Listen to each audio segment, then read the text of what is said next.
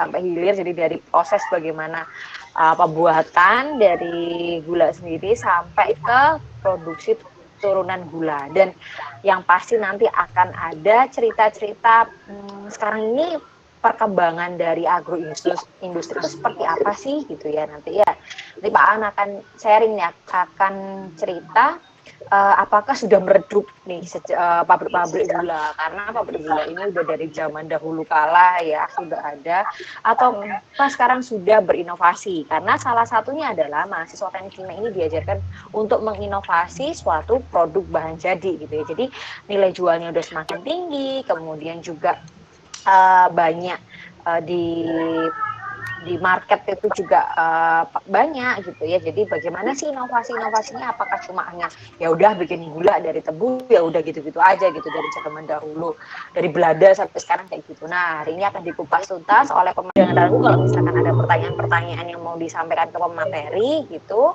Kemudian tetap aktif ya, yang fun, Pak Aan titip serius tapi fun ya Pak, jangan buat jadi kayak mata kuliah 3 SKS yang capek nanti ya. Karena ini weekend ini Pak, jadi kita hiburan sambil tetap ilmunya masuk dan bermanfaat. Itu aja dari saya. Terima kasih Mbak Renata selaku moderator. Kemudian saya juga mohon maaf Pak Ante, ini saya akan tiba-tiba meninggalkan acara webinar ya Pak Aan ya, dan juga para teman-teman sekalian. Kita bertemu di webinar series berikutnya. Jangan lupa tetap join lagi ya, kalau misalnya tadi yang udah disampaikan sama Mbak Renata, karena pasti banyak topik-topik seru dan ilmu yang bermanfaat buat kalian dan free. Oke, terima kasih. Wassalamualaikum warahmatullahi wabarakatuh. Waalaikumsalam warahmatullahi wabarakatuh. Terima kasih Bu Oki Putri Prastuti. Ya, langsung saja, sepertinya juga teman-teman sudah tidak sabar. Jadi tema webinar series hari ini yaitu perkembangan teknologi gula mulai dari hulu sampai hilir, perkembangan teknologi gula di Indonesia. Pemateri kita ya ini Bapak Ahmad Anwarullah atau Bapak Aan, tinggal di Jombang, Jawa Timur. Beliau menempuh S1 mulai dari tahun 2009 sampai tahun 2013 di Teknik Kimia Institut Teknologi 10 November Surabaya. Kemudian S2-nya beliau mengambil di jurusan yang sama, Teknik Kimia ITS Surabaya pada tahun 2004 sampai dengan tahun 2016. Untuk pengalaman magang beliau ini juga luar biasa. Jadi perlu diketahui dari bulan Februari sampai dengan Maret tahun 2012 beliau pernah internship atau magang di TPPI Trans-Pacific Petrochemical Indotama. Kemudian di bulan Agustus sampai dengan September di tahun 2012, tahun yang sama, beliau juga melakukan magang di Pamolite Adhesive Industry atau PAI. Kemudian di bulan Januari sampai dengan Februari tahun 2013, beliau magang di HESS Indonesia Pangkah. Luar biasa. Untuk work experience-nya luar biasa, sangat banyak sekali. Mulai dari tahun 2013, beliau sebagai visibility study di Berdikari Jaya Bersama atau BJB Indonesia. Di sana beliau menilai ketersediaan bahan baku, kemudian teknologi yang digunakan, pengolahan limbah, kualitas produk, dan juga elemen ekonominya. Udah di tahun 2013. Kemudian di bulan Mei 2015 sampai tahun 2016, beliau juga berkecimpung di Poli Arat Pusaka terkait water treatment. Wow, luar biasa, Pak Aan. Kemudian di tahun 2017 sampai dengan tahun 2018, beliau sebagai proses engineering di PT Barata Indonesia. Dan hingga sekarang ini beliau ditetap di PT Barata Indonesia sebagai Project Legal Administration. Wah, luar biasa sekali.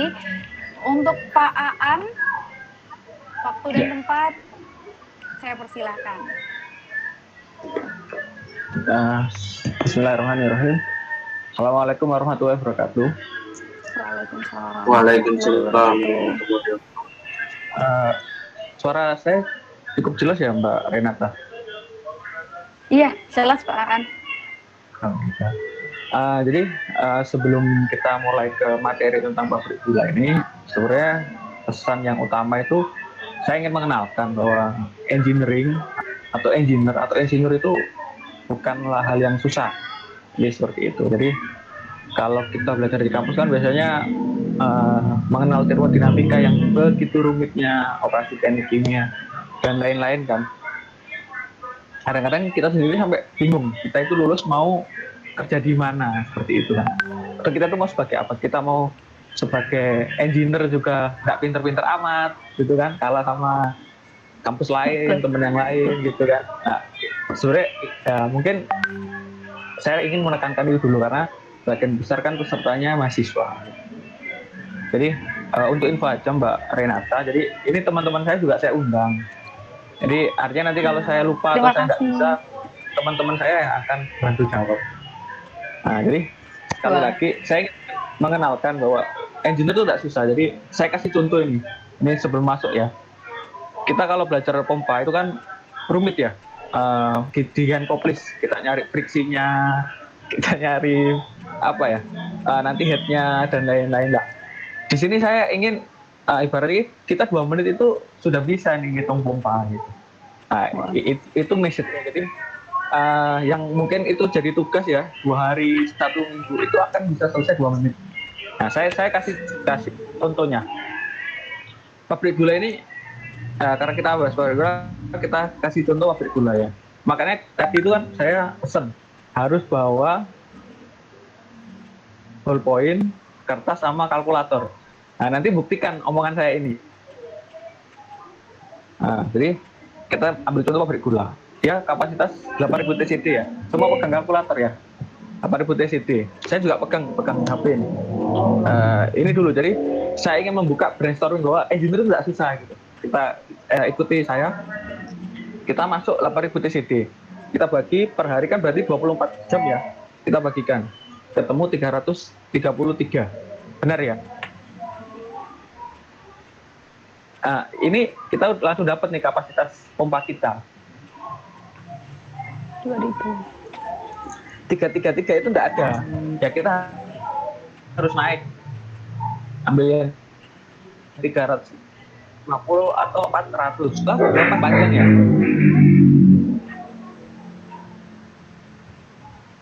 Betul.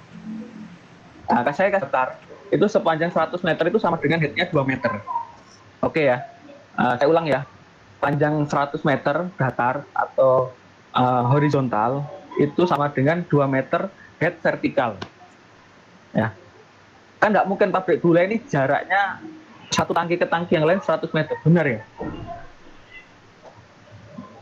Jadi artinya nggak apa-apa, panjangnya itu dianggap 100 meter, jadi headnya 2. Yang kedua adalah teman-teman akan ngitung friksi. Ngitung friksi itu kan ya kali konstanta dan kawan-kawan gitu. Ambil satu friksi itu 0,2 meter. Kalau satu pabrik itu kan berarti anggaplah elbow-nya, T-nya dan lain-lain 8 buah atau 10 buah lah, biar gampang. Berarti 0,2 kalikan 10 berapa? 2 meter kan? Ya, masih mengikuti ya, Mbak Renata itu terutama. Halo. Iya, masih Bapak. Nah, kok bunyi dulu? Hah? Saya bilang 2. Jadi tadi ya, kita lihat pabrik itu kan tidak mungkin tingginya sampai 20 meter. Betul. Relatif paling 13 meter, 12 meter. Ambillah 15. Ditambahkan 4 berarti berapa? 19 meter kan? 19 meter kan? Nah, 19 meter itu juga tidak ada head di pasarnya. Kita ambil lebih tinggi, berapa? 25 atau 35. Nah, hal seperti itu kan sebenarnya cuma 2 menit. Kita ingin tahu kapasitas pompa kita. Nah, daripada kita ngitung satu-satu fiksi, semudah itu teknik itu. Jadi sangat mudah kalau kita memahami dalamnya apa ya istilahnya ya. Kita mengenal lah cara-cara rule of thumb dan lain-lain. Jadi kita itu tidak minder dengan teman-teman yang pinter, yang dari kampus lain yang lebih unggul dan sebagainya. Nah, jadi sehari itu kita bisa ngitung pompa satu pabrik sudah. Nah, itu Express. yang ingin saya seperti itu. Nah, nanti di dalam sini mau dicatat sama teman-teman, saya akan ngasih rumus-rumus yang mudah untuk menghitung. Oke ya. Kemudian bisa dipahami oleh teman-teman teknik, nanti bisa diputar ulang Mbak, mungkin direkam. Ya, kita silakan kita masuk ke materi dulu. Ya, silakan Mas Kelvin. Topik hari ini ada 12 part. Saya kemarin usul ke panitia agar nanti ada sesi di tengah biar nggak bosen. Jadi saya nggak ngomong sampai terakhir kayak orang khutbah gitu ya, jangan ya. Jadi nanti dapat 3 section atau 4 section kita stop buka pertanyaan.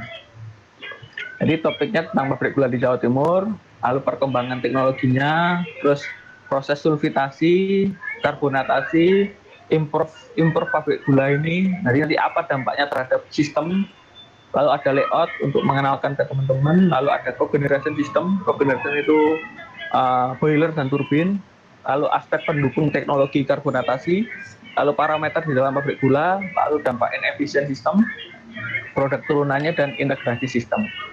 Jadi untuk tebunya itu masuk hulu ya. Saya tidak terlalu banyak membahas detail nanti ya, karena itu lebih ke tanaman. Tapi poinnya bahwa pabrik gula ini banyak sekali yang tutup. Kalau teman-teman buka Wikipedia itu banyak sekali. Jadi mungkin hari ini itu tinggal sepertiganya lah. Jadi pabrik gula ini telah ada bersama kita, masyarakat Jawa Timur itu lebih dari 100 tahun. Pabrik gula ini akan selalu menjadi ujung tombak kemandirian pangan. Jadi karena semua orang kan butuh makanan manis ya, pasti butuh gula seperti itu. Nah, harapan saya pribadi dengan sharing ini siapa tahu membangkitkan motivasi dan gairah teman-teman untuk belajar gula ini, sehingga nanti 10 tahun, 15 tahun lagi gula itu bisa kembali ke era jayanya tahun 60 atau 70. Jadi tahun 60 itu varietas tebu Indonesia itu diekspor ke Brazil. Sedangkan Brazil itu hari ini menjadi penghasil gula terbesar di dunia. Dia mensuplai 32%. Nah, jadi anak kita sudah di Brazil ini sudah gede, kita ketinggalan gitu kan. Jadi sangat disayangkan. Nah, mudah-mudahan ini bisa bermanfaat hari ini. Silakan, Mas. Nah, ini yang tadinya disampaikan Mbak Renata. Waktu saya, jadi poinnya bahwa sejak 2013 sampai sekarang saya banyak di pabrik gula. Jadi ini untuk informasi bahwa pemerintah itu menggiatkan pabrik gula dalam 4-5 tahun ini. Bahkan untuk pabrik gula swasta itu banyak. Saya bilang banyak itu karena ada sekitar 4 pabrik gula baru. Itu cukup banyak dengan investasi yang kalau satu pabrik itu 1,4 sampai 2 triliun lah. Nah, jadi itu banyak. Jadi ada yang saya sampaikan ini yang terus terang yang kebetulan bisa itu pemerintah, tapi yang swasta juga ada. Ya. Ini akhirnya saya juga pernah ke Thailand, ke Suenco itu, Sutek Engineering. Nanti mungkin ada pertanyaan kenapa kok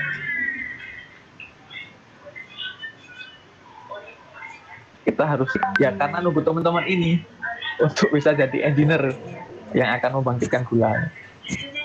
Ya, silakan. Oke, jadi pabrik gula di Jawa Timur itu ada sekitar 29 pabrik aktif ya. Dari 44 total pabrik di Indonesia. Jadi itu termasuk yang swasta yang saya hitung. Jadi yang 35 pabrik itu ada di Jawa. Jadi 6 itu ada di Jawa Tengah, Jawa Barat. Nah, mungkin bisa dikoreksi ya kalau saya salah, nanti silakan dikoreksi. Ini yang saya tahu dan saya juga cek di Wikipedia. Oke, silakan.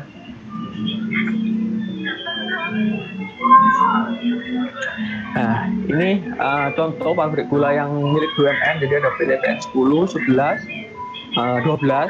Ini yang di Jawa Timur seluruhnya. Ada juga yang PD Raja Wali atau Raja Wali itu disebut RNI biasanya.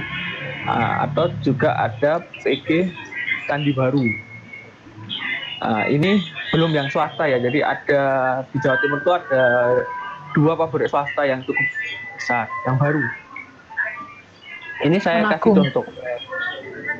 Kebun Agung itu masuk. Ya, ada Kebun Agung. Ada juga yang KTN yang di Lamongan. Terus ada yang di Blitar. Saya kok lupa apa? Lupa saya namanya. Oke ya. Kenapa pabrik gula ini jadi penting untuk kita bahas? Jadi ini saya kasih contoh yang sebelah kiri itu bahwa 1 hektar lahan itu menghasilkan 75 sampai 100 ton tebu. Relatif semua masih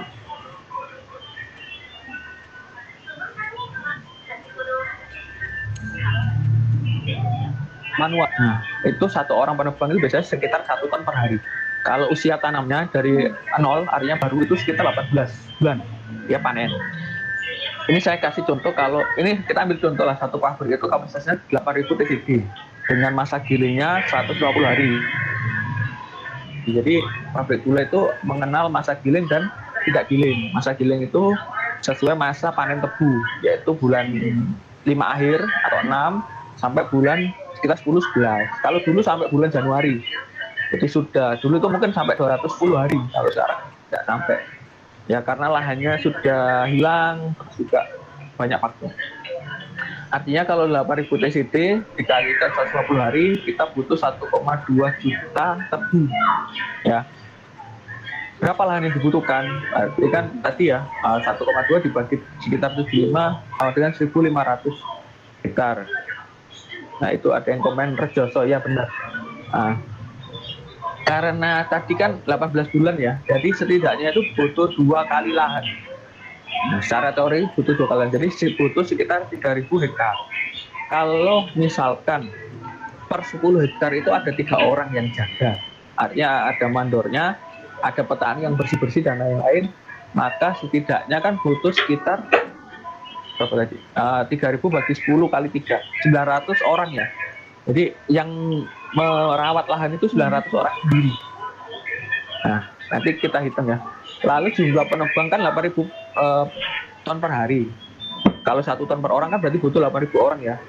Ditambah tadi berarti 8.900. Lalu jumlah truk pengangkut rata-rata 6,5 ton. Mungkin ada yang 7,5 juga, ada yang 5 ton juga. Tapi rata-rata 6,5. Itu sekitar 1.231. Jadi artinya tadi 900 ditambah 8.000 tambah 1.200 berarti berapa? Sudah 10.100 ya? 11.100. Mohon ditulis ya. 11. Terus Ya. 10.100. Lalu produknya itu kita ambil rendemen 8 ton. 8%, maaf. Maka kalikan 8.000 kan sama dengan 640 ton. Jika truk memuatnya itu rata-rata 25 ton, maka butuh 26 truk. 26 truk ditambah nanti kan ada kernetnya ya, berarti berapa? 52 orang. Kuli panggulnya kalau rata-rata sehari 50 karung kan 20 ton, butuh 32 orang.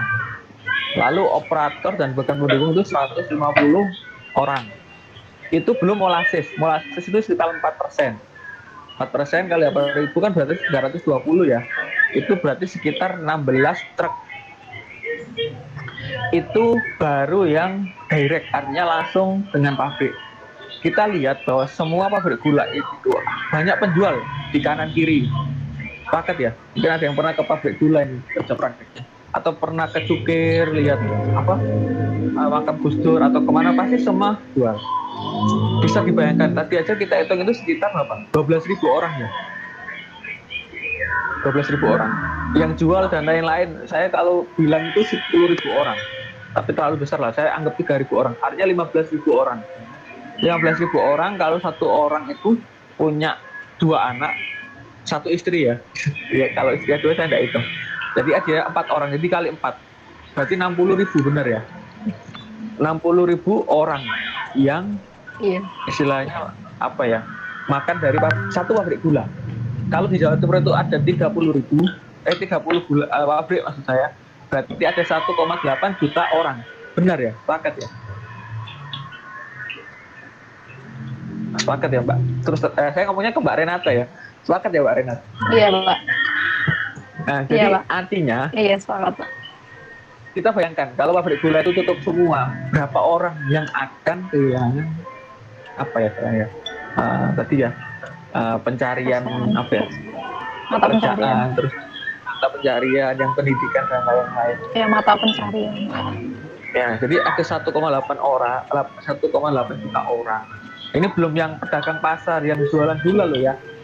Bayangkan kalau dia bisa beli murah kan dari pabrik gula itu, mungkin harganya 9.000 atau 9.800, terus nanti artinya pabrik gula itu bagaimanapun akan mengakar ke masyarakat kita. Nah, ini saya nggak tahu apa teman-teman ini tahu bahwa pabrik gula ini sangat besar perannya buat perekonomian kita. Jadi jangan sampai pabrik gula ini mati gitu loh.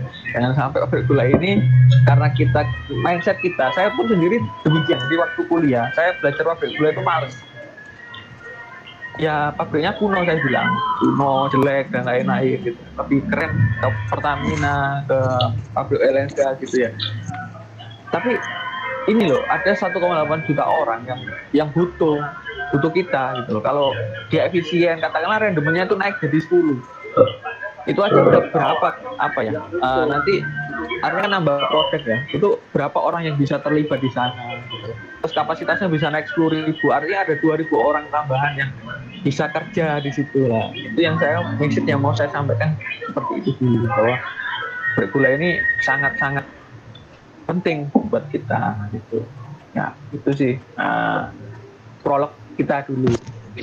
Oke, silakan next materi. Siap, Pak. Nah, tadi prolog ya, maksudnya biar teman-teman paham bahwa bergula ini sangat apa ya, dibutuhkan oleh banyak orang yang kita bilang grassroots ya. Jadi yang maaf sekali saya bahasanya apa ya, masyarakat menengah ke bawah, jadi sangat bergantung gitu. Kalau teman-teman kan mungkin nanti mahasiswa kan nggak berkecimpung langsung gitu. Nah, dari sini saya ingin masuk ke perkembangan teknologi gula. Jadi teknologi ini sangat penting untuk dapat kualitas pabrik gula. Jadi yang umum Pak, kualitas pabrik gula itu ada 3, yaitu GKP 2, GKP 1 sama rafinasi. Nah, GKP 2 itu nanti apa, GKP 1 itu apa, bisa di-search ya. Nah, itu ada regulasinya. Nanti kenapa dia disebut GKP 1, GKP 2. Saya tidak menyebutkan itu di sini. Lalu saya ingin membandingkan teknologi yang umum, mungkin yang populer 3 ini. Jadi yang pertama gasifikasi, itu kemudian dengan menggunakan kapur tohor. Kapur tohor itu bentuknya kayak apa, bisa di-search, dia kayak bubuk serbuk gitu. Dia menghilangkan asam-asam yang pada nira. Nira itu apa? Nira itu ya apa ya, air tebu. Jadi kalau teman-teman beli es tebu kan ada airnya itu. Nah, itu kita raw juice istilahnya, raw juice. Nah, ini diberi kapur tohor, diatur pH-nya sedemikian rupa sehingga dia mengendap, intinya menghilangkan pengotor, karena pengotor ini yang nantinya mempengaruhi warna gula atau kualitas gula yang tadi disebut ikumsa ya. Lalu ada lagi yang sulfitasi. Biasanya mohon maaf, sulfitasi itu untuk pabrik gula yang kapasitasnya kecil. Mungkin 2.500, 3.000, tapi itu sekarang sudah pada tutup. Jadi pabrik gula itu di bawah 4.000 itu sebenarnya sudah tidak visible, dia sudah tidak untung lah istilahnya. Tapi karena tadi ya banyak orang bekerja di situ, banyak masyarakat, kadang pemerintah tidak bisa langsung tutup gitu. Itu akan menjadi masalah sosial. Oke, lanjut ke sulfitasi. Nah, sulfitasi ini diberi kapur juga. Jadi kapur ini dia padatan, tapi dia dikasih air, makanya disebut susu kapur ya. Terus dia nanti susu kapur ini dicampurkan dengan niranya tadi, yang jus tadi, lalu dikontakkan dengan gas SO2 ya. Gas SO2 ini dari mana? SO2 ini dari belerang, dari itu kan tahu belerang yang padatan kuning-kuning atau gunung Ijen ya. Nah itu banyak lah. Tapi nanti ada syaratnya nanti dia. Jadi bukan belerang. Nah, kalau belerang banyak pengotornya nanti malah apa istilahnya, tidak sempurna. Jadi ada apa sebenarnya ya? Ada apa ya? Spesifikasinya belerang yang jenis apa gitu ada. Nah nanti itu akan SO2 dan JAO itu akan bersatu membentuk endapan lah. Ketika mereka membentuk endapan itu dia mengikat pengotor tadi. Pengotornya dari mana? Jadi kan pabrik tebu itu kalau digiling kan ya campur tanah, campur kulitnya, campur apa sabunnya dan sebagainya, itu dia ada MG-nya, ada Fe-nya, ada Ca-nya gitu. Itu yang dimurnikan, dan asam-asam yang lain kan dia mungkin ada asam-asam pengganggu, asam amino dan lain sejenisnya. Jadi proses sulfitasi. Jadi sulfitasi itu pakai gas sulfit ya. Lalu yang lebih maju atau lebih modern itu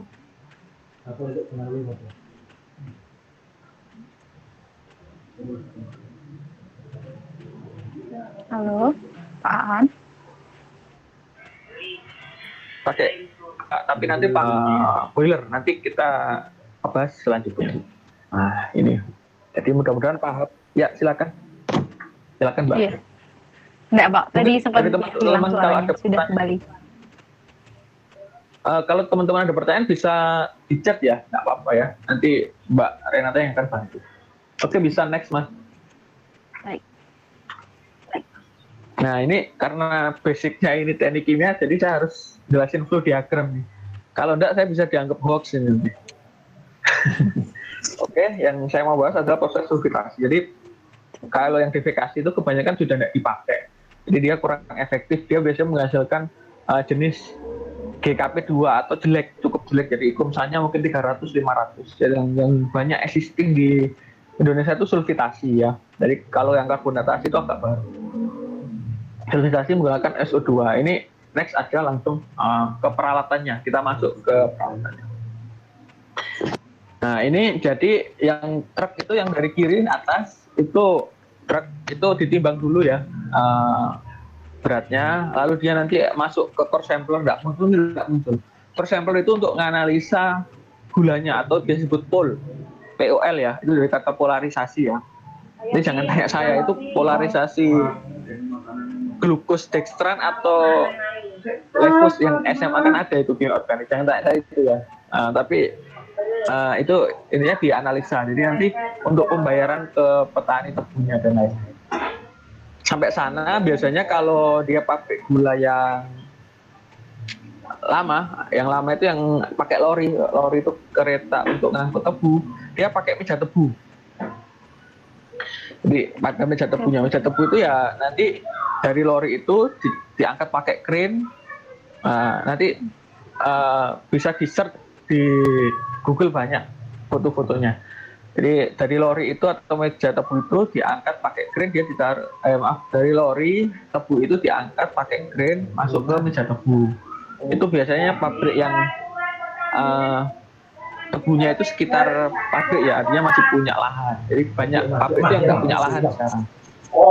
Kalau yang pakai truk ada dua cara. Pakai truk itu sama pakai crane lalu naik ke meja tebu, atau yang kedua pakai truk tipler. Truk tipler itu truknya naik ke penjungkit itu nanti terus di apa istilahnya kayak truk bego itu loh, dia turun gitu. Truk bego yang besar itu dia jatuh gitu ya. Nah itu dia ke meja tebu ya. Di meja tebu itu nanti didorong, dia ada motornya, dia masuk ke can carrier. Itu yang bawah itu yang hitam itu can carrier ya, dia jalan ke situ. Nah, biasanya lebarnya itu 2-4 meter. Jadi karena motong tebu itu kan sekitar 3-4 meter dia motong tebu. Ngikuti lah ukuran tebunya. Dia jalan di situ. Dia jalan nanti masuk ke leveler, masuk can cutter 1, can cutter 2, masuk ke shredder. Apa fungsinya? Jadi leveler itu meratakan. Jadi kadang kan tebu itu terlalu tinggi ya, sampai 2 meter gitu, nanti menimbulkan trip atau masalah. Dia di leveler itu ngatur nanti tingginya sekitar dibatasi 1,2 sampai 1,5 meter. Nah, jadi terus naik ke cutter. Can cutter itu nanti dipotong dia. Yang awalnya density-nya 150 gram per liter atau 150 kilogram per meter kubik ya, atau 0,15 lah ya. Itu dipotong dia nanti density-nya jadi 0,25. Dipotong lagi yang kedua itu sudah sekitar 0,3, 0,35. Lalu di shredder itu HDHS itu shredder, jadi heavy duty hammer shredder. Hammer shredder, dia lebih halus. Nanti density-nya keluar itu sekitar 0,4, 0,45. Mungkin susah membayangkan buat teman-teman yang belum tahu. Jadi nanti sementara nanti di keep aja, nanti di search. Tapi gini, cara ngitung can cutter itu gampang. Itu kan ada penggerak semua ya, motor apa. Itu kita ngitungnya gini aja. Mungkin tadi sudah bawa bawa kalkulator ya. Sebentar.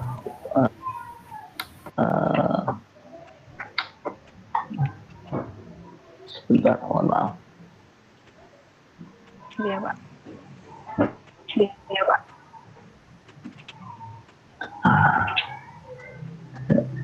Karena saya nggak bisa presentasi. Oke, jadi ngitung berapa sih, kita kan pengen tahu nih kebutuhan motornya cutter itu. Hitungnya kalau diugut, jadi bukunya bisa ugut HUGOT, atau bisa pakai cara sederhana. Jadi tadi pegang kalkulator lagi, kapasitasnya 8000 TCD ya, dibagi 24 dapat ya 333, dikalikan persen fiber. Anggap aja fibernya 15%. Fiber itu ampas atau sabutnya ya. Oke ya, dapat 50 ya. Benar ya? Nah, untuk kan cutter 1 itu dikalikan 12. Berapa? 600 ya?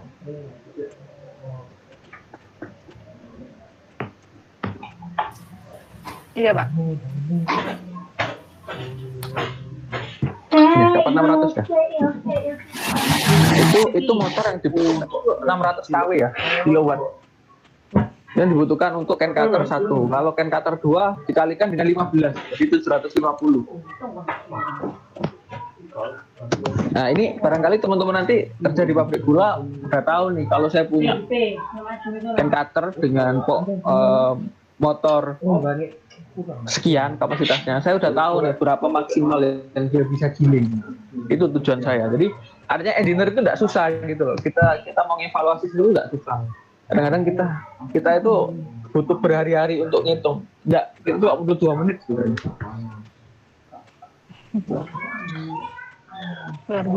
Oke ya.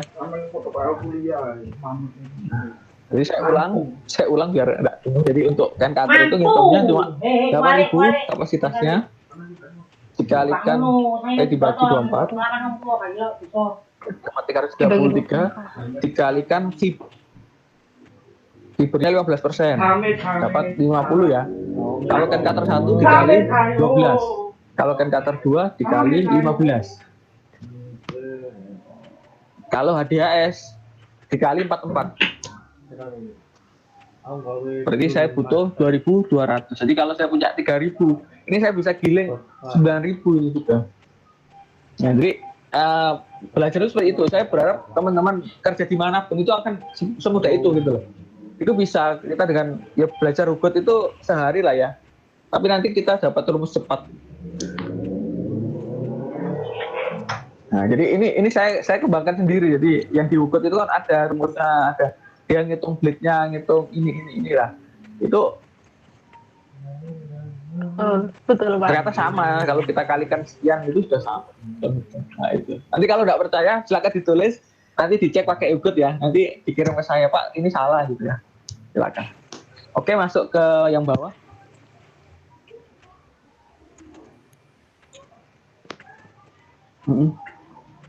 Ya, mudah-mudahan jelas. Jadi tadi tebu masuk dalam ukuran panjang-panjang lalu dipotong-potong. Selanjutnya ini masuk ke yang can carrier ini, yang naik merah itu, dia masuk ke gilingan. Gilingan ini ya sama kayak gilingannya yang di itu apa namanya? Di es tebu. Cuman kan dia biasanya 3 ya. Itu rollnya. Ya ini cuman ukurannya kan gede. Nah, jadi gilingan sendiri itu ada 4 macam. Jadi saya ingin mengenalkan. Jadi bentar, wait.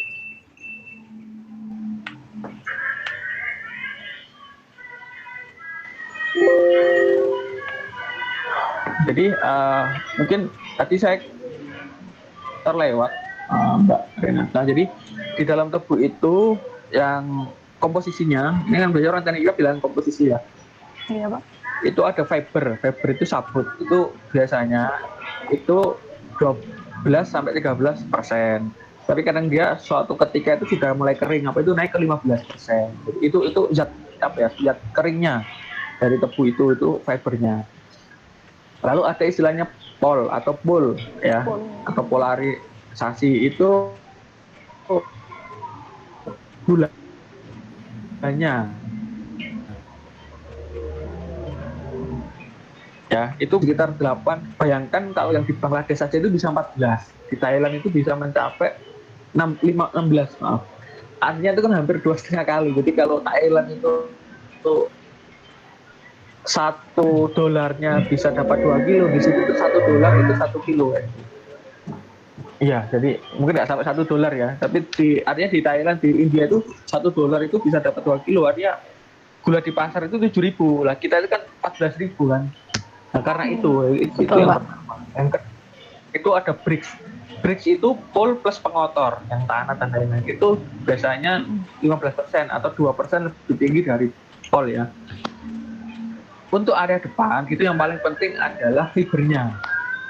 Berapa fibernya? Kalau area mulai nanti tengah masa evaporator itu baru kita bilang pol dan air. Jadi sekali lagi saya ulang, tadi fibernya sekitar 12 sampai 15, polnya antara 8 sampai 12, lalu tadi ada pengotor sekitar 2 sampai 5%, lalu sisanya airnya itu sekitar 70%. Itu tebu itu air semua. Nah di depan ini semua itu ngitungnya pakai fiber, acuan fiber lah. Tadi udah saya jelasin, terus masuk ke mill gilingan. Gilingan itu ada 4 macam.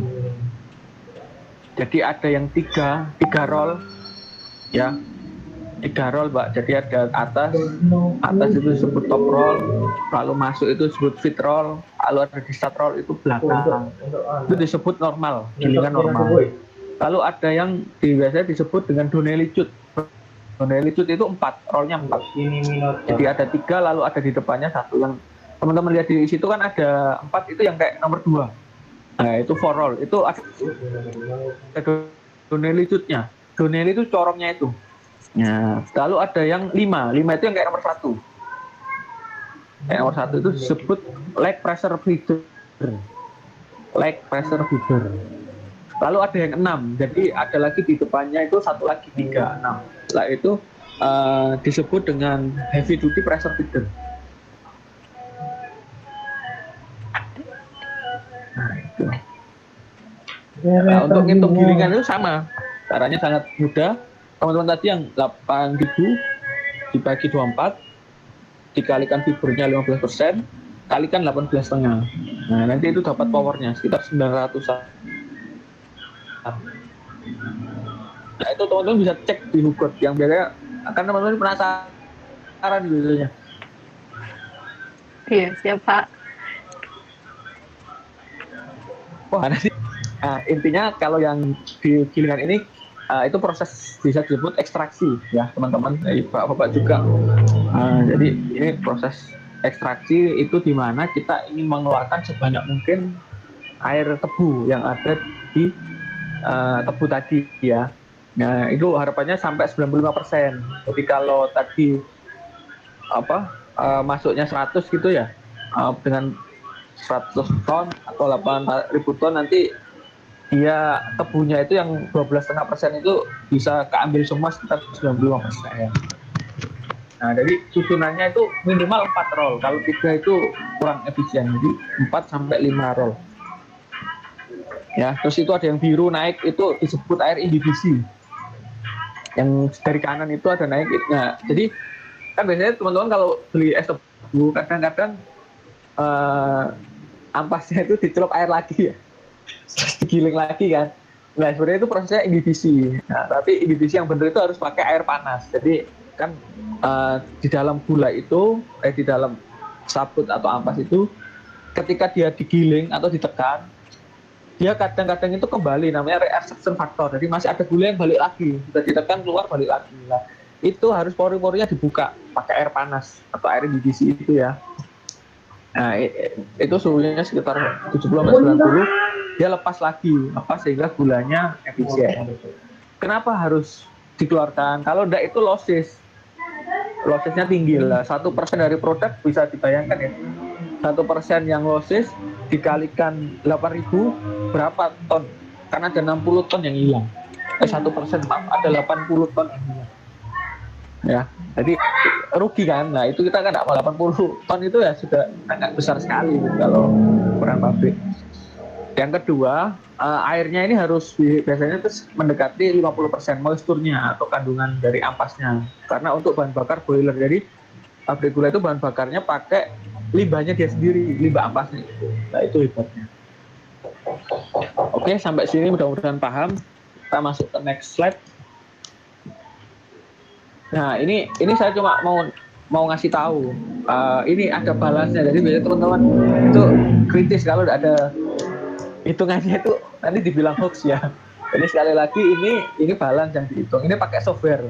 Jadi ya saya harus promosi nih. Jadi PT Barata Indonesia itu punya software yang kita beli itu 370 juta dari Amerika untuk menghitung ini. Tapi sampai sekarang masih tahap pengembangan. Ya, jadi kalau kita kan biasanya pakai Excel. Saya punya Excelnya. Jadi tadi kalau saya bisa presentasi saya tunjukkan saya punya Excel. Jadi manual maksud saya, hitungan manual. Ya kayak teman-teman kalau bikin desain pabrik dihitung satu-satu gitu lah. Dari hitungan manual itulah saya masuk ke simulasi, dapat ini angkanya. Nah, jadi penggerak dari can cutter 1, 2 ataupun hammer shredder mill itu ada 2 penggeraknya ya. Pertama pakai motor, jadi pakai listrik sumbernya, atau kedua itu turbin steam, dia pakai steam, jadi diputar turbinnya menghasilkan energi. Yang kalau yang kayak gini simbolnya merah-merah ini pakai steam.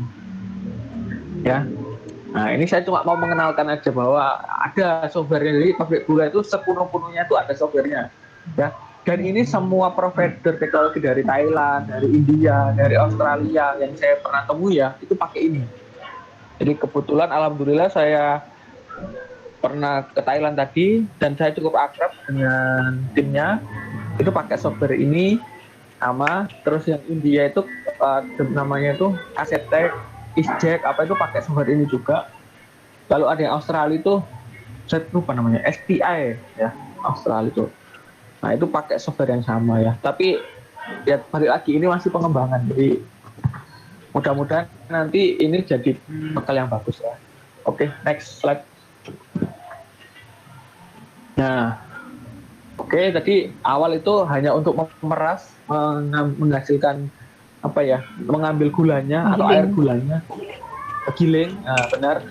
Ini dari air tebu tadi yang kita sebut itu masuk ke sini itu disebut mixed juice namanya, mix MIXED mixed juice. Itu masuk ke ini yang biru merah itu heat exchanger, jadi dinaikkan suhunya. Nah, jadi yang suhunya tadi kan udah ada agak panas ya karena kena inhibisi, jadi di sini suhunya sudah sekitar 38-40, dinaikkan lagi suhunya sampai 50-an, 56, 60 gitu. Di angka pastinya bisa di-set. Ini semua kalau teman-teman belajar di Google bisa. Semua suhu di sini itu ada. Silakan cek suhu defekasi seperti itu. Ya, dinaikkan lalu di defekator. Defekator itu yang tadi kita mau nambahkan susu kapur itu, ya. Lalu ada ini sulfur tower. Jadi nanti dari atas niranya masuk ke bawah. Ini kayak destilasi, teman-teman pasti yang belajar OTK 3 tahu destilasi. Dari atas turun, terus nanti gasnya dari rotary sulfur burner itu yang bawah itu yang kayak kompresor itu, nah itu sulfur burner ya, nah dia dikontakkan gitu. Nah jadi nanti SO2-nya terabsorb. Jadi teman-teman kalau mau TA riset ini kampus UISI silakan sekali. Nah ini nanti bisa tahu efektivitasnya seberapa. Nah setelah itu jadi nira atau jus itu apa ya, karena kena kimia jadi namanya beda. Kalau tadi kan raw juice, di sini mixed juice, di sini disebut lime juice, lime juice atau susu terkapur ya. Terus di sini disebut sulfited juice ya, karena tersulfitasi seperti itu. Nah itu beda nama aja. Kalau orang teknik kimia paham, kalau orang selain teknik kimia pasti bingung, apa ini kok jus beda-beda namanya, beda tempatnya gitu. Nah, terus sampai sini dia dipanasi lagi, dikena heat exchanger lagi, ya, dinaikkan suhunya sampai 100-an. Sebenarnya yang paling efektif di jurnal-jurnal itu 112, tapi kadang-kadang itu cuma 103, 104. Setelah itu dia ke kiri bawah, dia ke clarifier. Jadi SO2, kapur dan sebagainya itu efektif di suhu tinggi, kita 100-an tadi. Nanti teman-teman mungkin akan tanya, lah apa enggak menguap semua airnya gitu. Lah ini kan namanya apa namanya? Elektrolit ya. Jadi ada senyawa tambahan yang membuat titik didihnya itu sudah bukan titik didih air. Jadi intinya udah naik, jadi dia enggak sampai nguap semua gitu. Nah, di clarifier ini sama kayak clarifier pada umumnya, dia mengalami pengendapan. Nah, biasanya dia ada namanya flash tank yang kecil atas itu namanya flash tank. Nah, itu uap-uap yang apa ya, yang nanti akan mengganggu, yang bisa menimbulkan pabrik di clarifier ini, yang menimbulkan kayak apa ya, gas. Jadi dia clarifier kan harus tenang. Kadang-kadang kalau dia banyak gasnya itu atau banyak vapornya itu dia bergejolak. Nah, flash tank ini untuk menghilangkan itu. Jadi yang alirannya kalau ke juice clarifier sudah laminer gitu, sudah tidak turbulen. Ini ditambahi sama flokulan yang bawah itu, biasanya dosisnya 20 ppm. Tapi tergantung flokulannya ini efektif enggak. Kadang-kadang flokulan juga ada yang kita bilang banci ya, jadi jelek.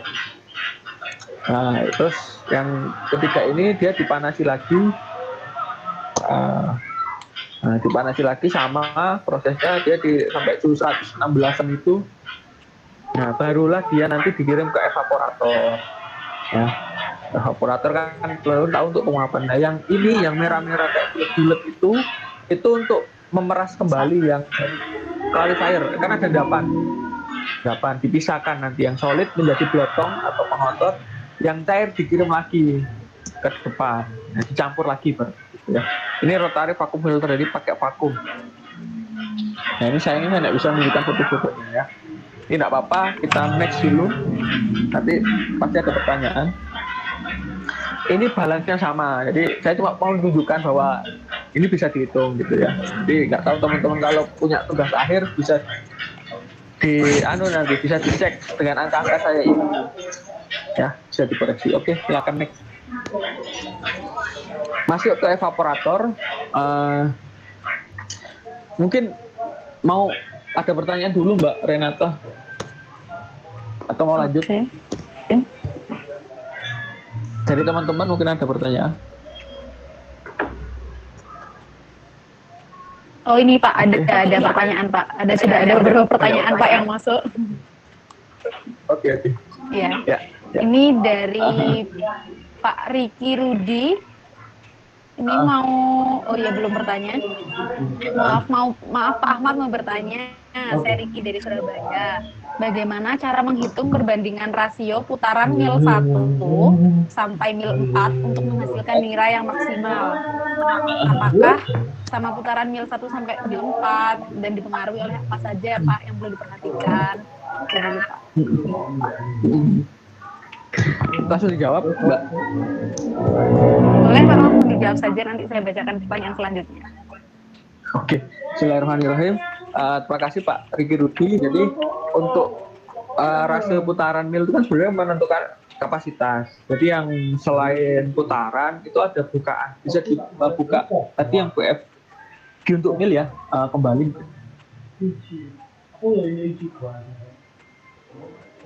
Jadi itu kan ada roll dari gilingan. Nah itu kan ada jarak, atau orang nyebutnya bukaan atau setting gilingan. Nah jarak itu harus dikontrol. Biasanya nanti ada kapasitas sekian dengan setting pada. Jadi yang pertama di setting itu polnya. Jadi kalau men-setting jarak ini apa namanya? Jarak antar roll itu kita memperhatikan polnya dulu. Pol berapa? Pol 11, pol 12,5 atau pol 10 misalkan seperti itulah. Polnya itu nanti dapat jaraknya, bisa dihitung. Kalau pernah baca bukunya Pak Toat ada Pak, jadi itu nanti berapa bukaan yang cocok, terus dikombinasi sama putarannya, terus nanti dapat angka-angka teknisnya tadi yang ada reabsorption factor, nanti dapat ekstraksinya berapa, terus nanti dapat dipengaruhi juga HK-nya. HK itu purity dari gulanya ya, atau apa ya istilahnya ya, kemurnian gulanya itu. Nah, seperti itu Pak. Jadi mungkin kurang jelas karena harusnya ini ada gambarnya, saya bisa menunjukkan. Jadi mungkin saya ulang. Jadi yang pertama kita tentukan dulu polnya, maka tadi 11%, lalu kita buat setting gilingan, itu kita dapat jarak atau putarannya. Nah kalau putaran rollnya itu akan menentukan kapasitasnya. Nah selain dari jarak putaran rollnya juga dia dipengaruhi oleh inhibisi tadi. Jadi biji kan ada yang cuma di gilingan terakhir, ada yang 2 gilingan terakhir seperti itu. Jadi banyak sekali faktornya Pak. Mungkin itu yang bisa saya jawab. Oke, baik. Rasanya sudah cukup komplit juga dari Pak, lumayan detail juga penjelasan dari Pak Aan. Terima kasih Pak Aan. Selanjutnya ada pertanyaan nih Pak, lumayan panjang dari Kak Ahmad Habib Ramadana dari Malang. Mau bertanya, apakah ada persamaan maupun perbedaan antara proses pembuatan gula dan proses pembuatan sorbitol untuk gula alkohol? Kemudian, apakah untuk pembuatan sorbitol bisa menggunakan bahan baku seperti gula yaitu tebu, dan pembuatan gula bisa menggunakan bahan baku seperti sorbitol yaitu tepung? Lalu bagaimana untuk meningkatkan kandungan Brix dan persen DS pada gula dan sorbitol? Dan bagaimana meningkatkan nilai konversi yang maksimal di evaporator? Jadi sepertinya agak banyak ya Pak pertanyaan. Tidak apa-apa. Lebih senang. Nanti harusnya bisa interaksi. Jadi saya jawab dulu. Jadi gula dari tebu ini dia gulanya gula kristal putih ya, atau gula rafinasi yang saya sebutkan tadi. Kalau sorbitol itu bahan bakunya dari starch atau tepung. Benar sekali yang disebutkan oleh Mas Ahmad, Pak Ahmad atau Mas Ahmad ini ya. Itu dari tepung, starch istilahnya. Biasanya starchnya starch jagung atau corn atau apa. Ini kalau pabriknya itu di Sorini ya. Ya, Sorini ya, saya lupa yang di Gempol itu. Jadi dia dari start dia ngalamin enzimasi. Jadi tepung itu dienzimasi, nanti dia putus rantainya. Nah ini saya tadi kok lupa bahas. Jadi itu kan start itu kan apa ya? Apa namanya?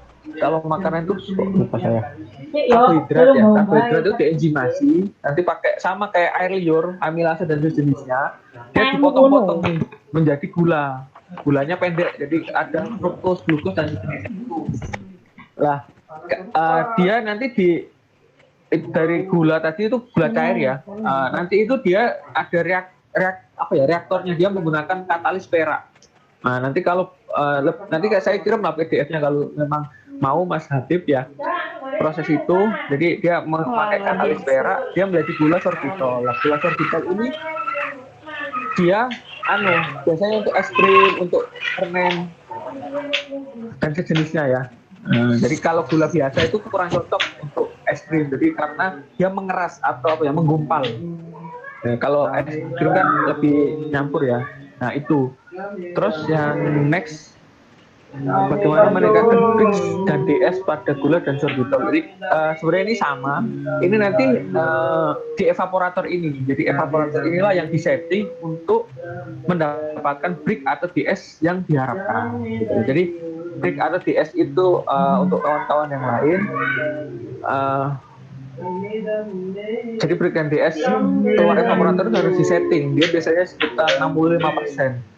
Kalau kurang dari itu biasanya nanti gulanya tuh belenyek, tidak jadi kristal. Nah ini next akan kita bahas ya Mas untuk yang evaporator. Ya, begitu Mbak. Baik. Terima kasih Pak An. Ya sama-sama. Bagaimana Mas Ahmad Habib Ramadana? Apakah ada yang ingin ditanyakan lebih lanjut atau bisa dilanjutkan dahulu untuk dijelaskan terkait evaporator?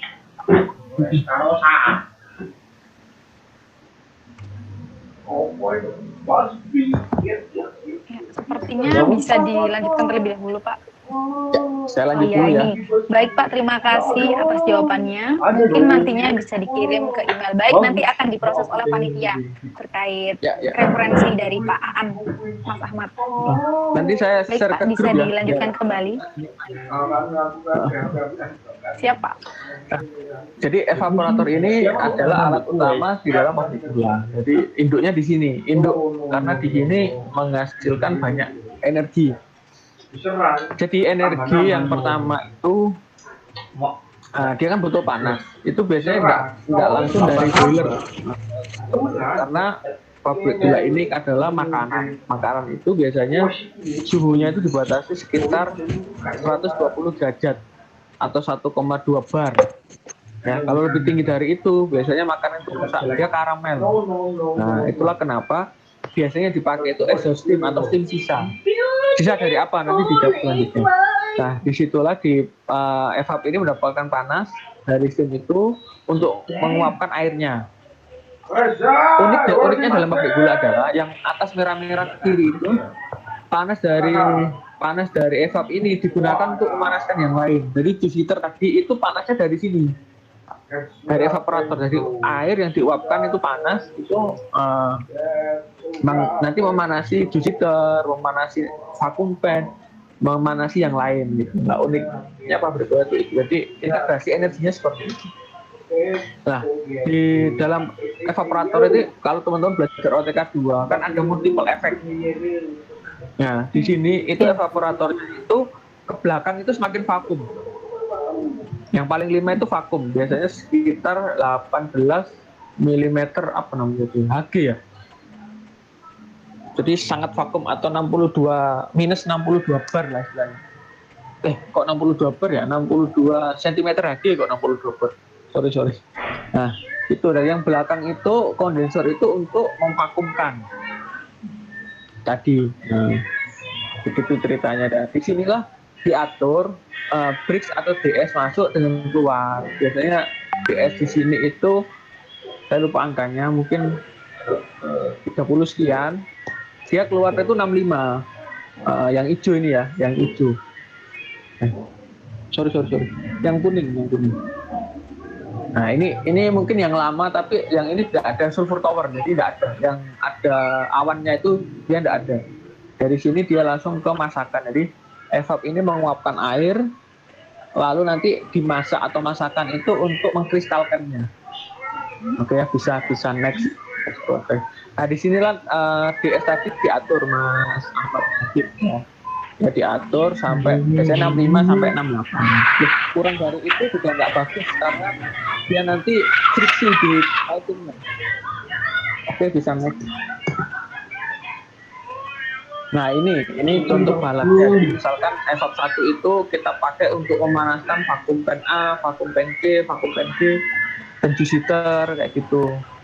Nah, yang 2 juga sama. Jadi uap airnya itu kita buat untuk pemanasan. Jadi sebenarnya supply steam itu hanya untuk evap aja, yang lain itu sudah sisa. Seperti itu. Oke, silakan. Ini juga pakai software ya. Oke, silakan. Nah, ini masuk ke terakhir. Yang terakhir adalah masakan. Jadi dari evap tadi yang sudah cukup mengental ya, kita masuk ke masakan A. Lalu ada C, ada D ya. Masakan A ini nanti dinaikkan breaknya sampai 90-an. Lalu dia masuk ke palung pendingin, lalu masuk ke nanti ada sentrifugal untuk misalkan gulanya ya. Gula ini disebut gula A, yang sentrifugal yang bawah ini. Terus ada yang 2 lagi yang bawah, sentrifugal yang bawah itu sudah jadi produk. Nah, ini kan sentrifuge itu kan ada airnya ya. Airnya inilah yang dipakai untuk yang C atau B. Ya, jadi dikirim ke vacuum fan yang kanan itu, yang merah itu. Sama, yang C juga ngalami. Nanti ini juga pemanasan, dipanaskan, dia kondisi vakum, airnya hilang, dia sudah cukup kental, jadi 98% sampai 99%. Dia sudah siap kristal, tapi masih apa ya? Kita bilang masih berair. Nah, nanti dipisahkan di sentrifuge ini. Nah, yang C sama D ini disebut bibitan. Jadi dia itu kayak kristal kecil. Nah, produknya adalah di A.